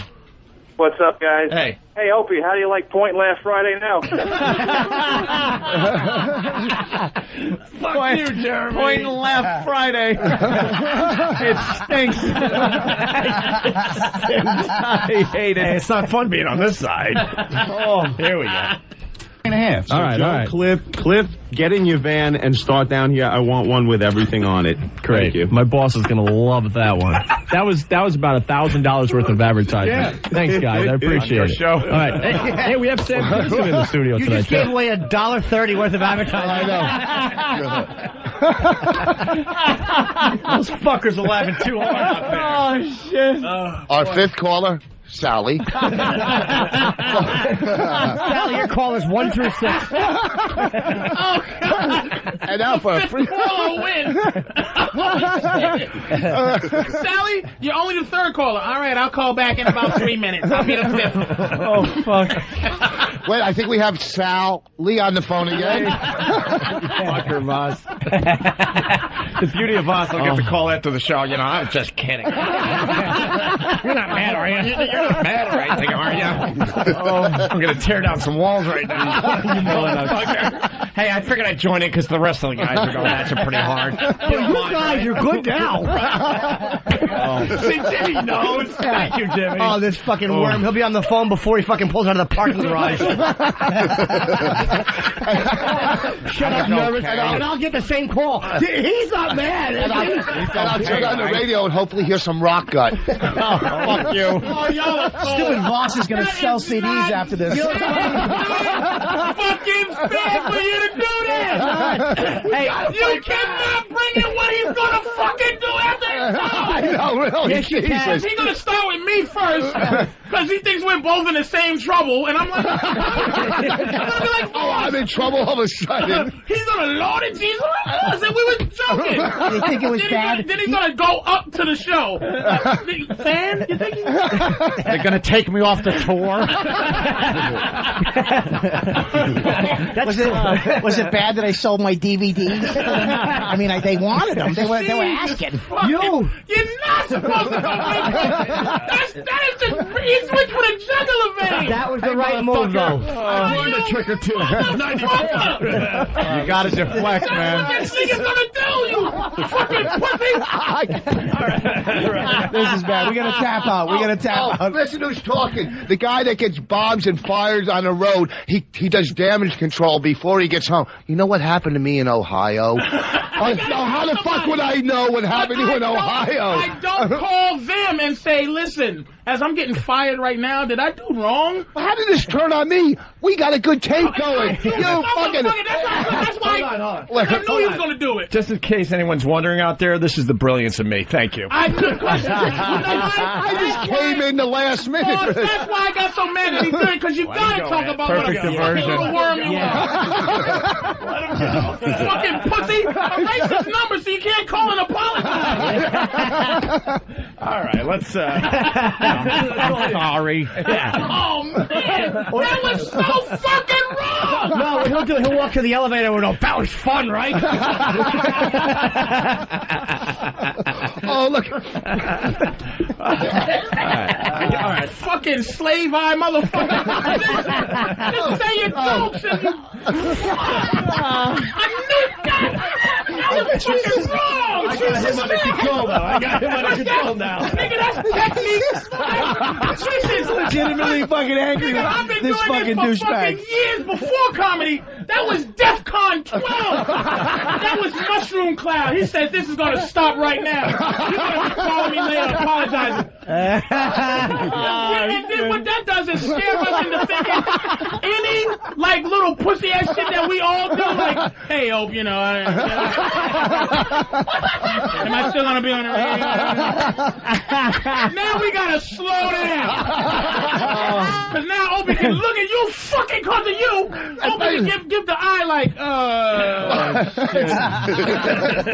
There's a lot of shit that you did too there, Patrice, buddy. All right, here we go. We've had some heart-to-hearts. Don't let me... fucking boss, man. Now that we calmed you fuckers down, I'm willing to push play again. The feeding frenzy. You better keep it going, too, you punk motherfucker. Yeah. Play that horse shit from 1994. Oh, I hope I'm as good as Dennis Wolfberg.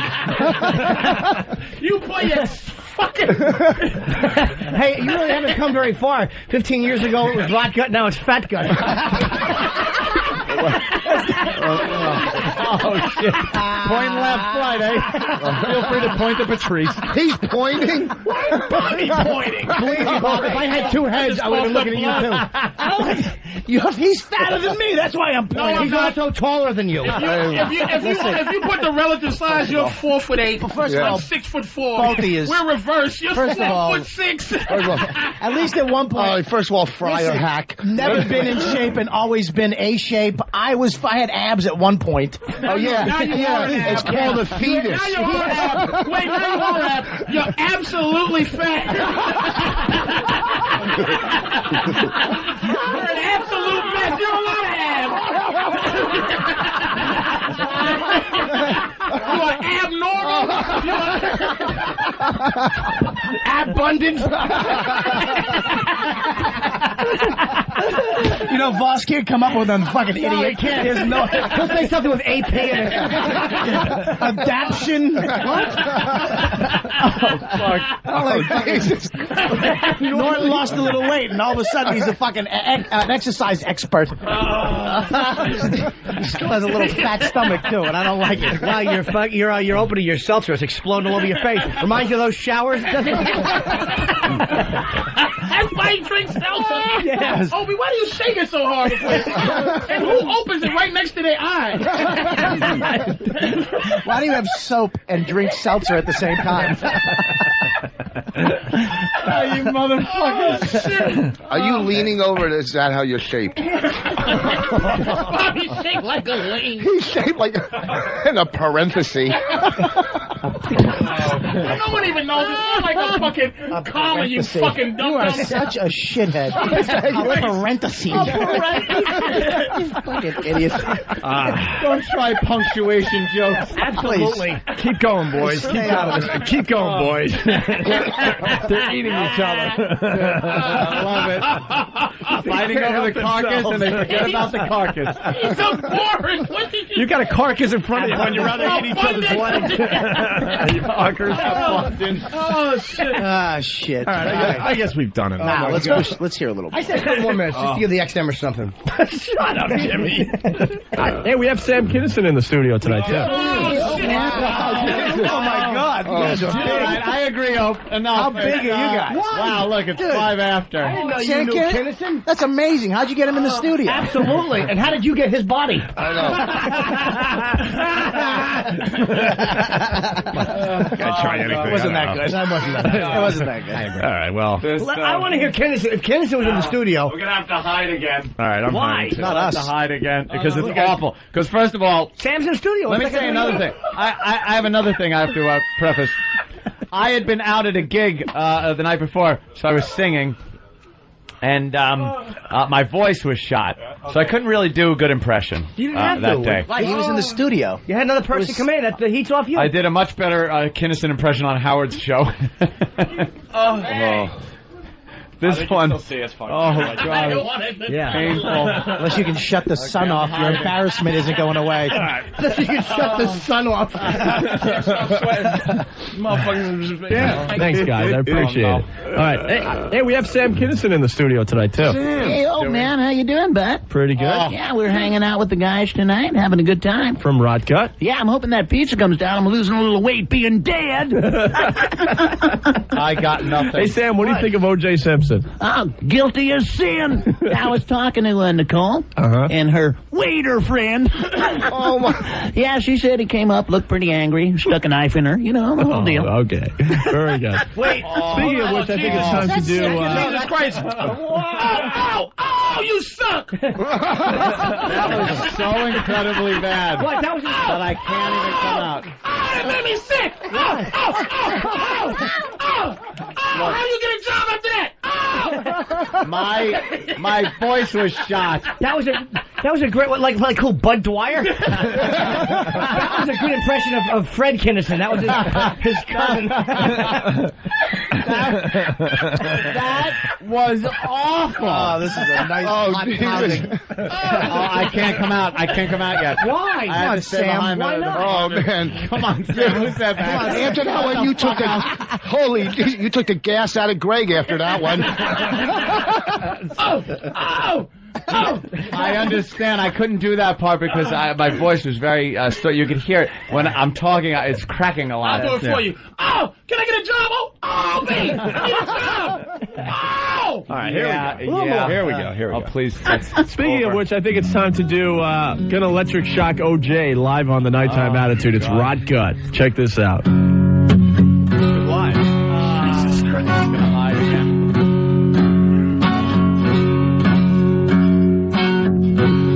I'm sitting in Los Angeles jail, and that judge won't let me post my bail. Now this could be the end of me, 'cause California's got that death penalty. They gone electric shock OJ, Fallon Sandler. cook my behind like a chicken croquet. Ooh, they gone electric shock OJ, toast my behind. Got me out of radio. On the radio. Fuck, I can't even talk. Oh, I really love that girl, but she had the worst luck in the world. I was only cleaning my knife. I accidentally stabbed her 36 times. They gone electric shock OJ, cook my behind like a cherry flambe. You're listening to the Nighttime Attitude. They gone electric shock OJ. There are the Nighttime Attitude. We're wacky. Darn, we're wacky. Sally, you're listening to the Nighttime Attitude, Sally. I'm a guilty man. Love lots of Sam, women. you want to chime in? Now I'm gonna have to love my hands. What was worse? What make me flip my lid? I hear Michael Jackson is watching my kids. Why don't they cut me some slack? Hold on, we have Top of the Town on the phone. I think they want to hire you. And I'm black. Hold on, Fast Eddie's calling. I think we got you a gig here. Baby warming up that electrical chair. They gone electric shock OJ. Press my behind like a sound of relay. I want it out. They gone electric shock OJ. Roast my behind. I used to work.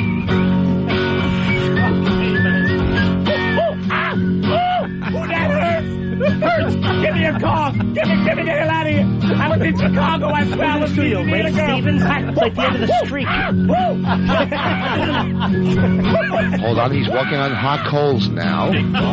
As he does that. OJ. Boy, I do that whistle better than Eddie Vedder. Bravo. You're listening to Nighttime Attitude. You wanted out. You really did. Fuck me, I never heard nothing like that. He wanted out. Fucking Nipsey Russell really didn't want to work. Opie. God bless Opie for getting this motherfucker out. How bad was your day job? Was your boss just rape you in the end? Made him take showers.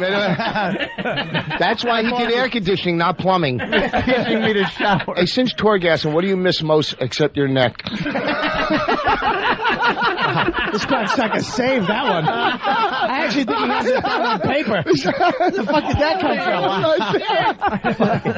Slurping Jew. Oh my God! Look, he gets nervous, he picks up food. That's the problem. Bobby, don't put that apple in your mouth. They'll think we're roasting you.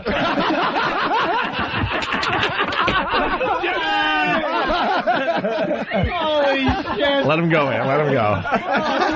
Continue, boys. Oh, shit. Wow, we really do turn on each other. Hey, really just a bunch of savages. Damn. It's just bad. It is, man. It's just bad. There's not one friend in here. All right, back to Sam. Bobby, you're listening to Daytime Attitude. You always got to get greedy. Just let him. It was kind of funny there, Orson Welles. Let him go. Let him just go. He is like those click-clacks. And you look like one. You got to be lucky you got the laugh. Hey, everyone knows that Voss is hilarious, but I've never heard him slay with such confidence on the radio. Oh, yeah. And you try to take it away? Oh, yeah. Jesus. I learned something about you today, motherfucker. Evil Opie, the fucking comedy block. That was a mushroom. Your career started off as a comedy block. You wanted to bring it right back. That was a mushroom. Yeah, he launched the nuclear missile. Oh, he really did. I think that was an IED, nigga. It was called for. It was called for. Yeah. It was acceptable. Thank you, Jimmy. Because it gave us a chance to attack him a little bit for his worminess, which had to come out sooner or later. It had to be addressed. You really are. Yeah, here we go. Oh, man. We're hanging out with Rod Good on the Nighttime Attitude. They got a song about the guy that crashed into the White House. You know what? It would be faster if you name the things they didn't have songs for. It happened. We sing about it. You are so fucking right. Oh, we got a song about the crocodile hunter. Got a song about the space shuttle. If I hadn't gotten a job, there would have been songs about that shit. We had Amy Fisher, Joey Buttafuoco songs. Fucking John Wayne Bobbitt songs. You got to realize it was all the time all that shit was happening. Anything that would happen, I'd write a fucking song parody about it and send it out to radio stations, hoping to get the fuck out of it. You were the motherfucker that. He's the one. They even did a Judge Ito song. Yes, I had a Judge Ito fucking song. I got a Clarence Thomas song too. No, Mike Tyson, Buster Douglas song? That was a little before that. Mike Tyson got punched in the mouth, and he fell and looked like he was down south. Fucking awful motherfucker. And then in the back he'll be like, absolutely, doing a Mike Tyson fadeaway in prison. Jesus Christ. He rhymes like a prisoner.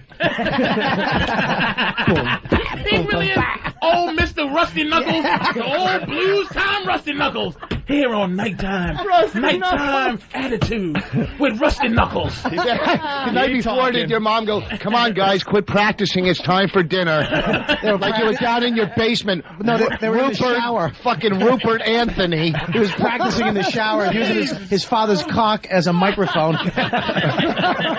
Wait, we're getting away from the point at hand here. Did you notice that you lose one sock in the dryer? Oh, shit, that's... You do this well. Did you work the door at his studio then? Yeah, here we are practicing. Mom! I'm not Lord. I have to do this now. Mom, please stop calling me. I ain't gonna lie to you. All of this shit, you can hear. It's not desperation.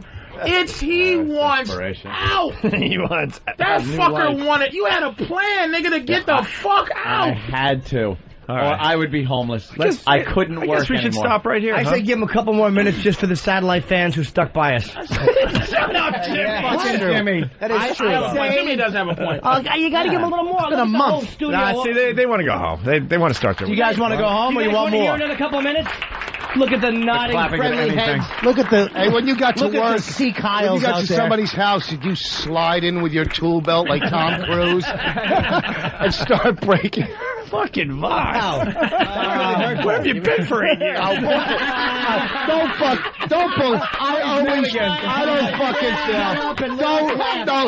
fucking take away 8 years of me slamming and killing fuckers in here. No. Don't bullshit. You know what? And don't keep on adding on years, so all of a sudden I'm in that studio in Long Island with you. Where have you been for 10 years? Opie just pulls out. I know. I know. I didn't realize. I never caught because we never smashed him. That motherfucker got a tool belt full of acid. Jesus. When his back is in the corner, it's over. It's fucking over. Fuck, that motherfucker's a survivor. It's either that or I need a shower. I'm Scratch and claw. Hello, Anthony. We have the good rats on the phone right now. I say we give a couple more minutes, man. I say For what? I say for these people, they deserve a show. What an overeager Hey, Sally, if fucking Sally's ass. listening, can you call? What do you mean? She has to be, or they wouldn't be on the air. I hate the overeagerness, the want, the need. I the would fucking, too. I hear it. Yeah, it's like like fucking everything Ope said. I just had a laugh. Like you could be introing a record, and I'm like, Now you know how we feel. Yeah, no, did he just nail you? What these motherfuckers? Oh shit! Wow, did he fucking nail Opie? Oh my god! I didn't hear. I said everything Opie said. I felt like I had to laugh at, and he goes, "Now you know how we feel." Don't say we. Don't say we. Not brave enough to say I. Don't lump all of us into your fucking Monday morning. Let me tell you something. You see that one? That's the one he's gonna call and apologize. I didn't really mean that. Oh, Jesus. This is going to cost me another round of golf. He's being stupid again. Fuck you. He does feel guilty, and he pays for the golf. Yes, it's true. He came out to my course. That's what you do. That's called. It's like a wedding gift. It's like you give a gift. These guys keep bringing up the eager thing. They have no idea they went through the eager stage on this fucking show with you and I. That's true. I say we went through the eager but they had stage. already been, pros on we could. Now, some of us were still roofing. Fuckers. E-Rock should find the first time you fuckers I on killed our her show. the first time. I remember the lady was standing there with electric. Your voice. No, that fucking lady was standing with electric. When did it change? The You light, did 'em. and I smashed a guy from Brazil. The first time in your studio, this guy from Brazil. I remember the days I would go, okay, now you can talk. This validation-needed motherfucker. No, I'm just saying. I remember the first time I walked you in, bitch. The first time you came here. When he tried to walk me in like it was the scene in Goodfellas when you go through the kitchen. Yeah. Like, hey, meet the new nigger I found. Fuck you, bitch. Yeah. All right, I'm telling you, I introduced him as a doorman. I go, this guy can see the motherfucker like nobody else seats him. He loves Dennis Wolfberg, so don't trash Dennis. See, I know how these guys think. Oh, I know. It was like that. It was like that Pepsi movie, except with Voss. It was dumb fellas. All right, back to the All right. You guys only get another minute. All right. That kook that we're going to debut in a few that you're going to love. And if you got something to add to the program tonight, give us a call. 955 WBA Bay. Help. Is gonna make Not this. Oh, another parody. It's a real song. 102% Long Island. We're WBAB Babylon, WHFM Southampton. Thanking everyone in Hop Hog for showing the world they love rock and roll. These motherfuckers want this Opie back. He's repping Long Island, baby. He's ice slipping in the house, bitches. When he said hop hog, did you jump over your brother to get to your dad's cock? 102%. 102%. 0% dignity. Why didn't you just go Captain's Log? Dave from Manhattan, 10 more minutes and Voss will be buying Opie a trip to the Bunny Ranch. If you buy the Elmhurst tanks right now. 102%. Did you do one of the fists on your chest like Long Island, bitch? Strong Island. All the way from Bay Shore to Patchogue.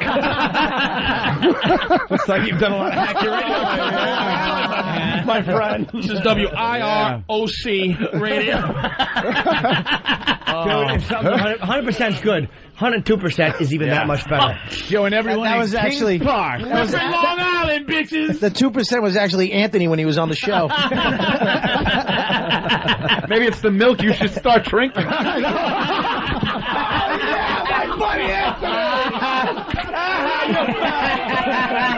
Oh, Jesus. Whoa. Jesus. He hit you like the punching bag you shaped like.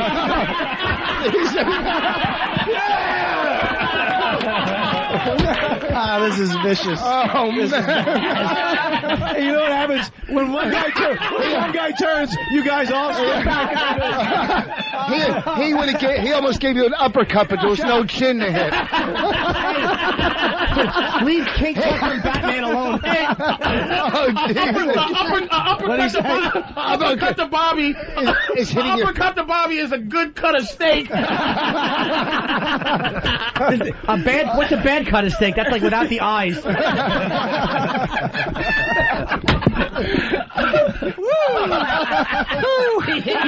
Like the fucking back of your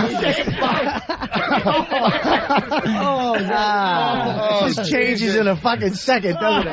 I had you right in a triangle choke, Ultimate fighting. and you swept right out. Really is. We should end it before some real shit sword play. Well, fuck you, motherfucker.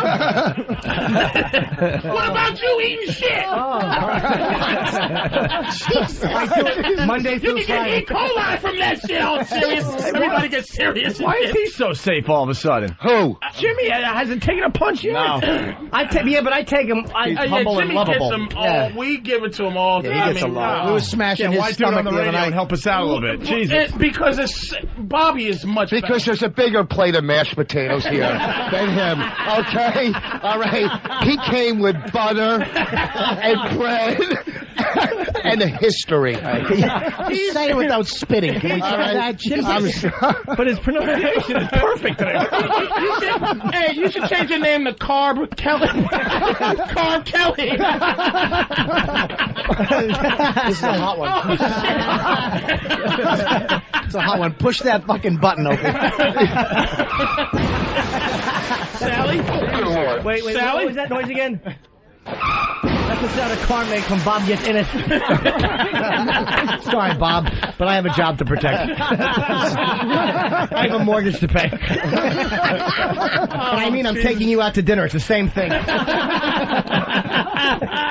Holy shit! I want to leave because the turn is vicious. It's a bad one. I'm going to wait it out, though, because I know Voss is going to be the one to fuck it up. I'm not going to fuck it up. Every time he walks in the room, he hits bonus. There you go. Thank you. I knew you were going to do it. You greedy asshole. You got too excited. Yeah, you want. You fucked up on every time. Calm down. You don't stutter when you eat, do you? And he's right back in. He's right back in. Voss does not stop. Fucking ruthless. On Bobby's watch, there's no numbers. There's pictures of food. No. And he's right back out. That's pretty good. What time is it? 10 after pie. All right, here we go. We're back. All right, we're back. Here we go. What time is it? Chicken. This fucking motherfucker with stretch marks on his titty. All right, I'll meet you at half-past cheeseburger.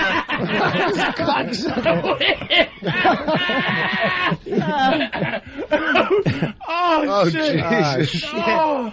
What doors take the most oil to get in? That was all right. Any ones your hair goes through. All right, I guess we've done our job today. Yeah. I think wait a minute. I just fucking realized Otto's. You're right. Where the fuck have you been? I forgot he was here. We all did. You're sitting in front of him, Faso. We thought you were his dummy, but his dummy's in shape. We'd fuck his dummy. You guys fucking asshole. No, you should go on tour together, Otto and Jupiter. You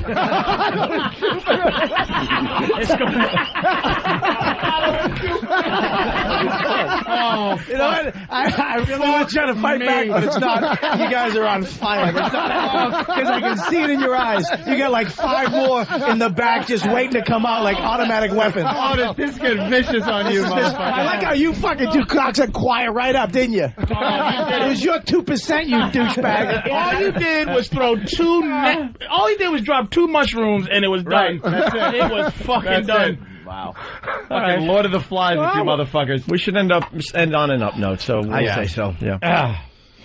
All right. Yo, B.A.B. Hey, kiddo, how you doing? Nicky J. Oh, no, we should end before Whoa, this. whoa, whoa, whoa. I want to hear Nicky J. Nicky J. No. We got to hear that. No. That sounds fun. We should hear it. What I'm about to say will be 20 minutes. It sounds mental. Let's hear it. I've heard it. It's not. Sounds like it's going to be crazy and just nuts. And don't forget, Monday, Sally will be in studio. Sally. I say you let it go. I know that comes in. Arrest any goddamn way. I know that comes into play. I say a second. You let it go. Any leverage I gained? I say it's worth it. I am done. I think you're right. Let's end on an up note. Bobby's weight. You notice this room is tilting to this side? You know what? Some of these chuggy bastards, they can only take so much of the fat jokes themselves. Thank you. Thank you very much. It does look like a Where's Waldo of Bobby Kelly's out there. I know. It's like... Where's Walrus? If they were making a... It's like a casting call for the Bobby Kelly story.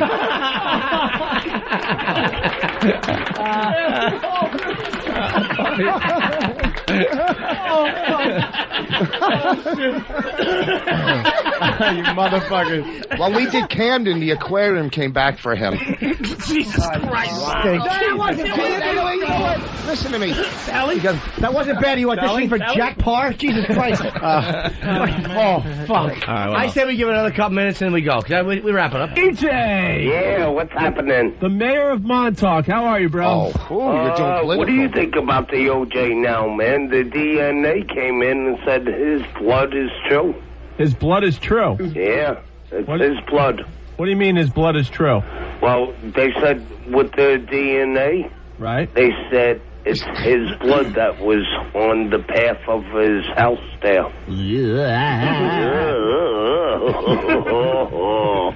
You better find some good drugs, OJ. Don't fool yourself, boys, going up your poop tube. Wait, what was that line again? Don't fool yourself, boys, going up your poop tube. Hey, tell Rocco, send me a piece of pizza when he comes out this weekend. Who's Rocco? Your buddy's there, right? They ordered a pizza. It's Rocco's. Well, that would be rot gut, but close enough, bro. You want to sing a song tonight, Andy. buddy? Well, how about a little Zeppelin? Rotko wants to play while you sing. Okay, go, man, go. All right, which one do you want to sing? Good Times, Bad Times? Yeah, there you go. All right, whenever you're ready, bro. Okay, go, man, go.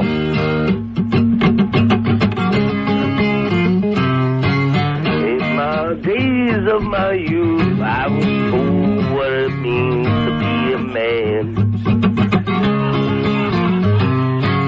Now, five times now, you know I have my share. When a woman comes around again, I don't seem to care. Boo, boo, boo, boo. Ladies and gentlemen, Mickey J. Yeah. Wait. Yeah, I don't know. Something. I want to hear a little bit more. Nah, you would just say that when he called it. Wow. Yeah. Wait, he would say it? Was that you? What an instigator. That was Mickey J. What an instigator. I've had this whole demo recut. I'm not stupid. Oh, he cut out all of his boo-boo-boos. I say another sec. You cut his what out? Mickey J was a... No, cut out his boo-boo-boos? No, I didn't. Why does Steve like Betty Davis? I don't know. What? We've been making fun of him for a week and we didn't come up with the Betty Davis line. And wait a minute. Speaking of people that should cut out boo-boo-boos, where's Danny? Holy shit. Yeah. Yeah, he decided to cut it. I don't know. He went to trim his eyebrows and the trimmer wasn't set right. Holy so he cut it off. Jesus. Yeah, I whacked my whole I whacked one eyebrow off because I wasn't paying attention to how low the trimmer was set, and then the other one was full, and then I had no eyebrow and a full eyebrow, so I just whacked the other one off. Is that what made you wear a high-water shirt? Yes. Yes. Jesus, it's almost a fucking blouse. Well, I do have a history of wearing blouses. It's an Hey, altar top. You know what? Hold on, boss. Hey, Anthony, write a parody about his eyebrow. Do this, Sam Kinison. He got some eyebrows. And now he don't. Jesus Christ. Lucy. Holy shit. Yeah. Well, they're coming back in. No, they're not. No, they're not. They're really Gradually. not. Bob, oh, God. That was brutal. I said one more second. One more? Yeah, one more second. I said Mickey J was drunk from Montauk who ended up dying. Drowning, yeah. That guy's dead now. He's dead. Hope you're...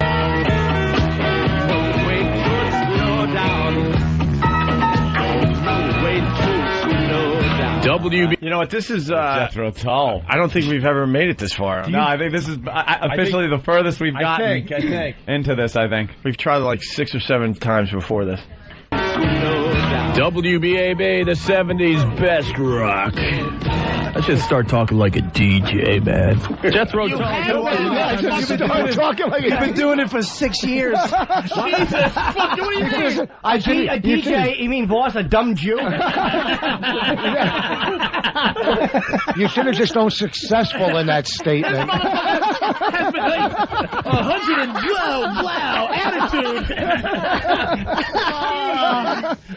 That's a good one. Painful. Otto, what are you doing? Dreaming of fucking George? What you? He's just looking in the distance like I miss George. I wonder what kind of sandwiches he's eating without me. Fucking, what are you doing? Why didn't you bring George? You were scared Bobby would eat him? Anthony would try to fucking suck his cock. Come on, George, let's go to the sink. I'm going to teach you what my dad taught me, son. It's called the fountain. It's coming in too many times. Everyone's saying that we miss Voss saying altar top. Oh, I said that? Did you? Might have, I don't know. Might have. Well, the H is silent. So. No, yeah, sure. How did that? This was weird. It's Opie in the Nighttime Attitude. Just want to remind you quickly, tomorrow is Friday, and we're still looking for your suggestions for the perfect lunch hour, the Friday thematic perfect lunch hour. Tomorrow's topic, songs about school. You can fax your suggestions at 422-1023. Okay, Sally. He should just shorten that whole speech to help. Any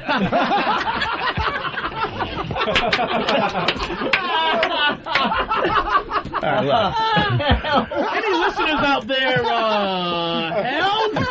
Fax your help to, Fax your help to. You can call in your help, And don't forget, tomorrow we have landscapers coming in that do magic tricks. And don't forget Subway Worker Friday. Next week we'll have a juggling painter. Damn it, Bobby, why did you have to mention Subway? I know. The one thing you can't get on. What?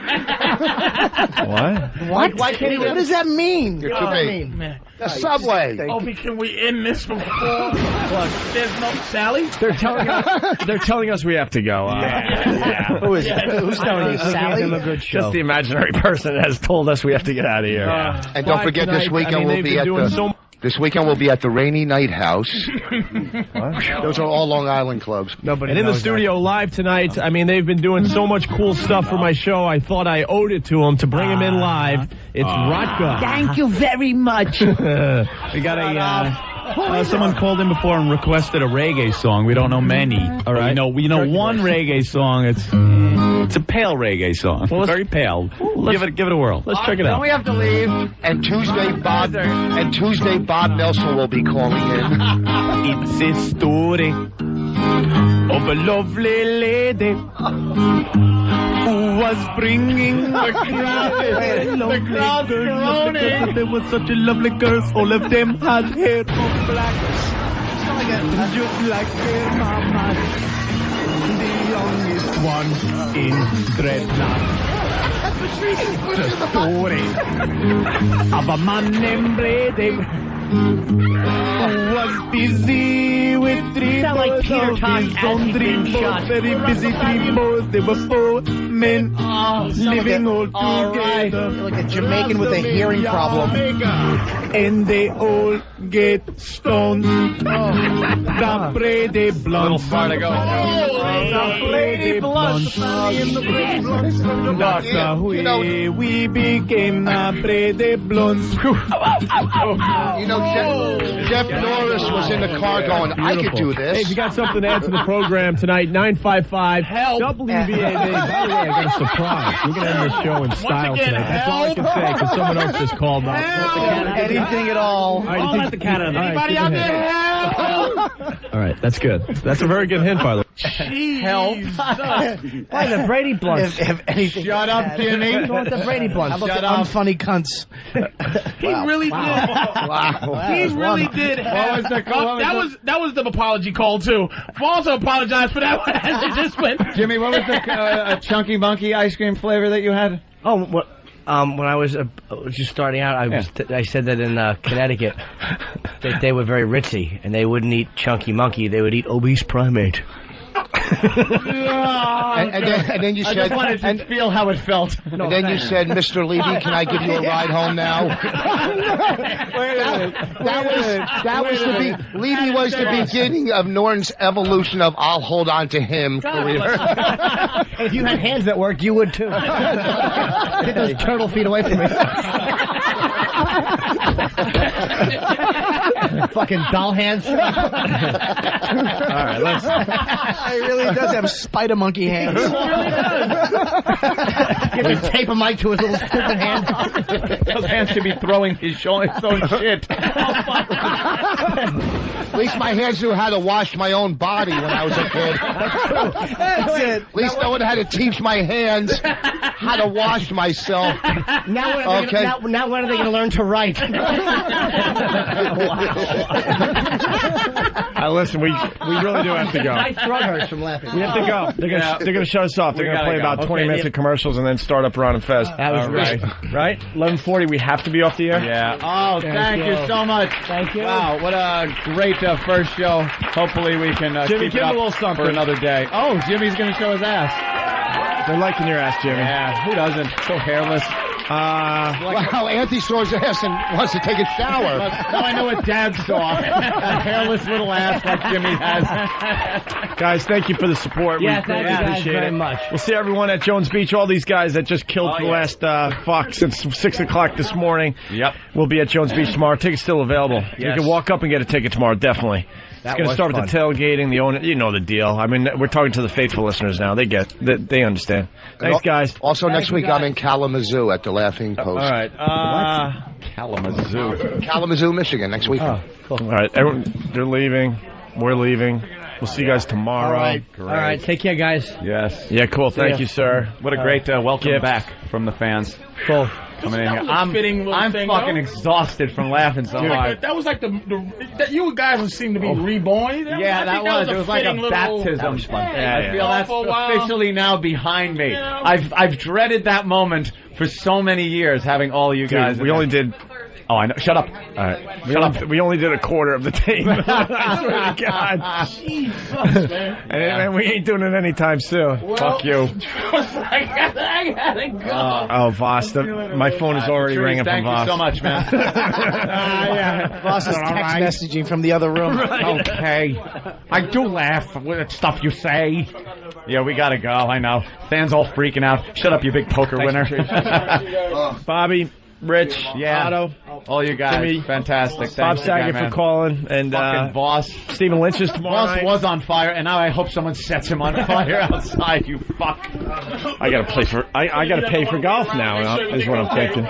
Yeah. All right, guys. We'll see you tomorrow night at Jones Beach, and then back on the radio on Monday. Bye. Stay tuned for Ron and Fez.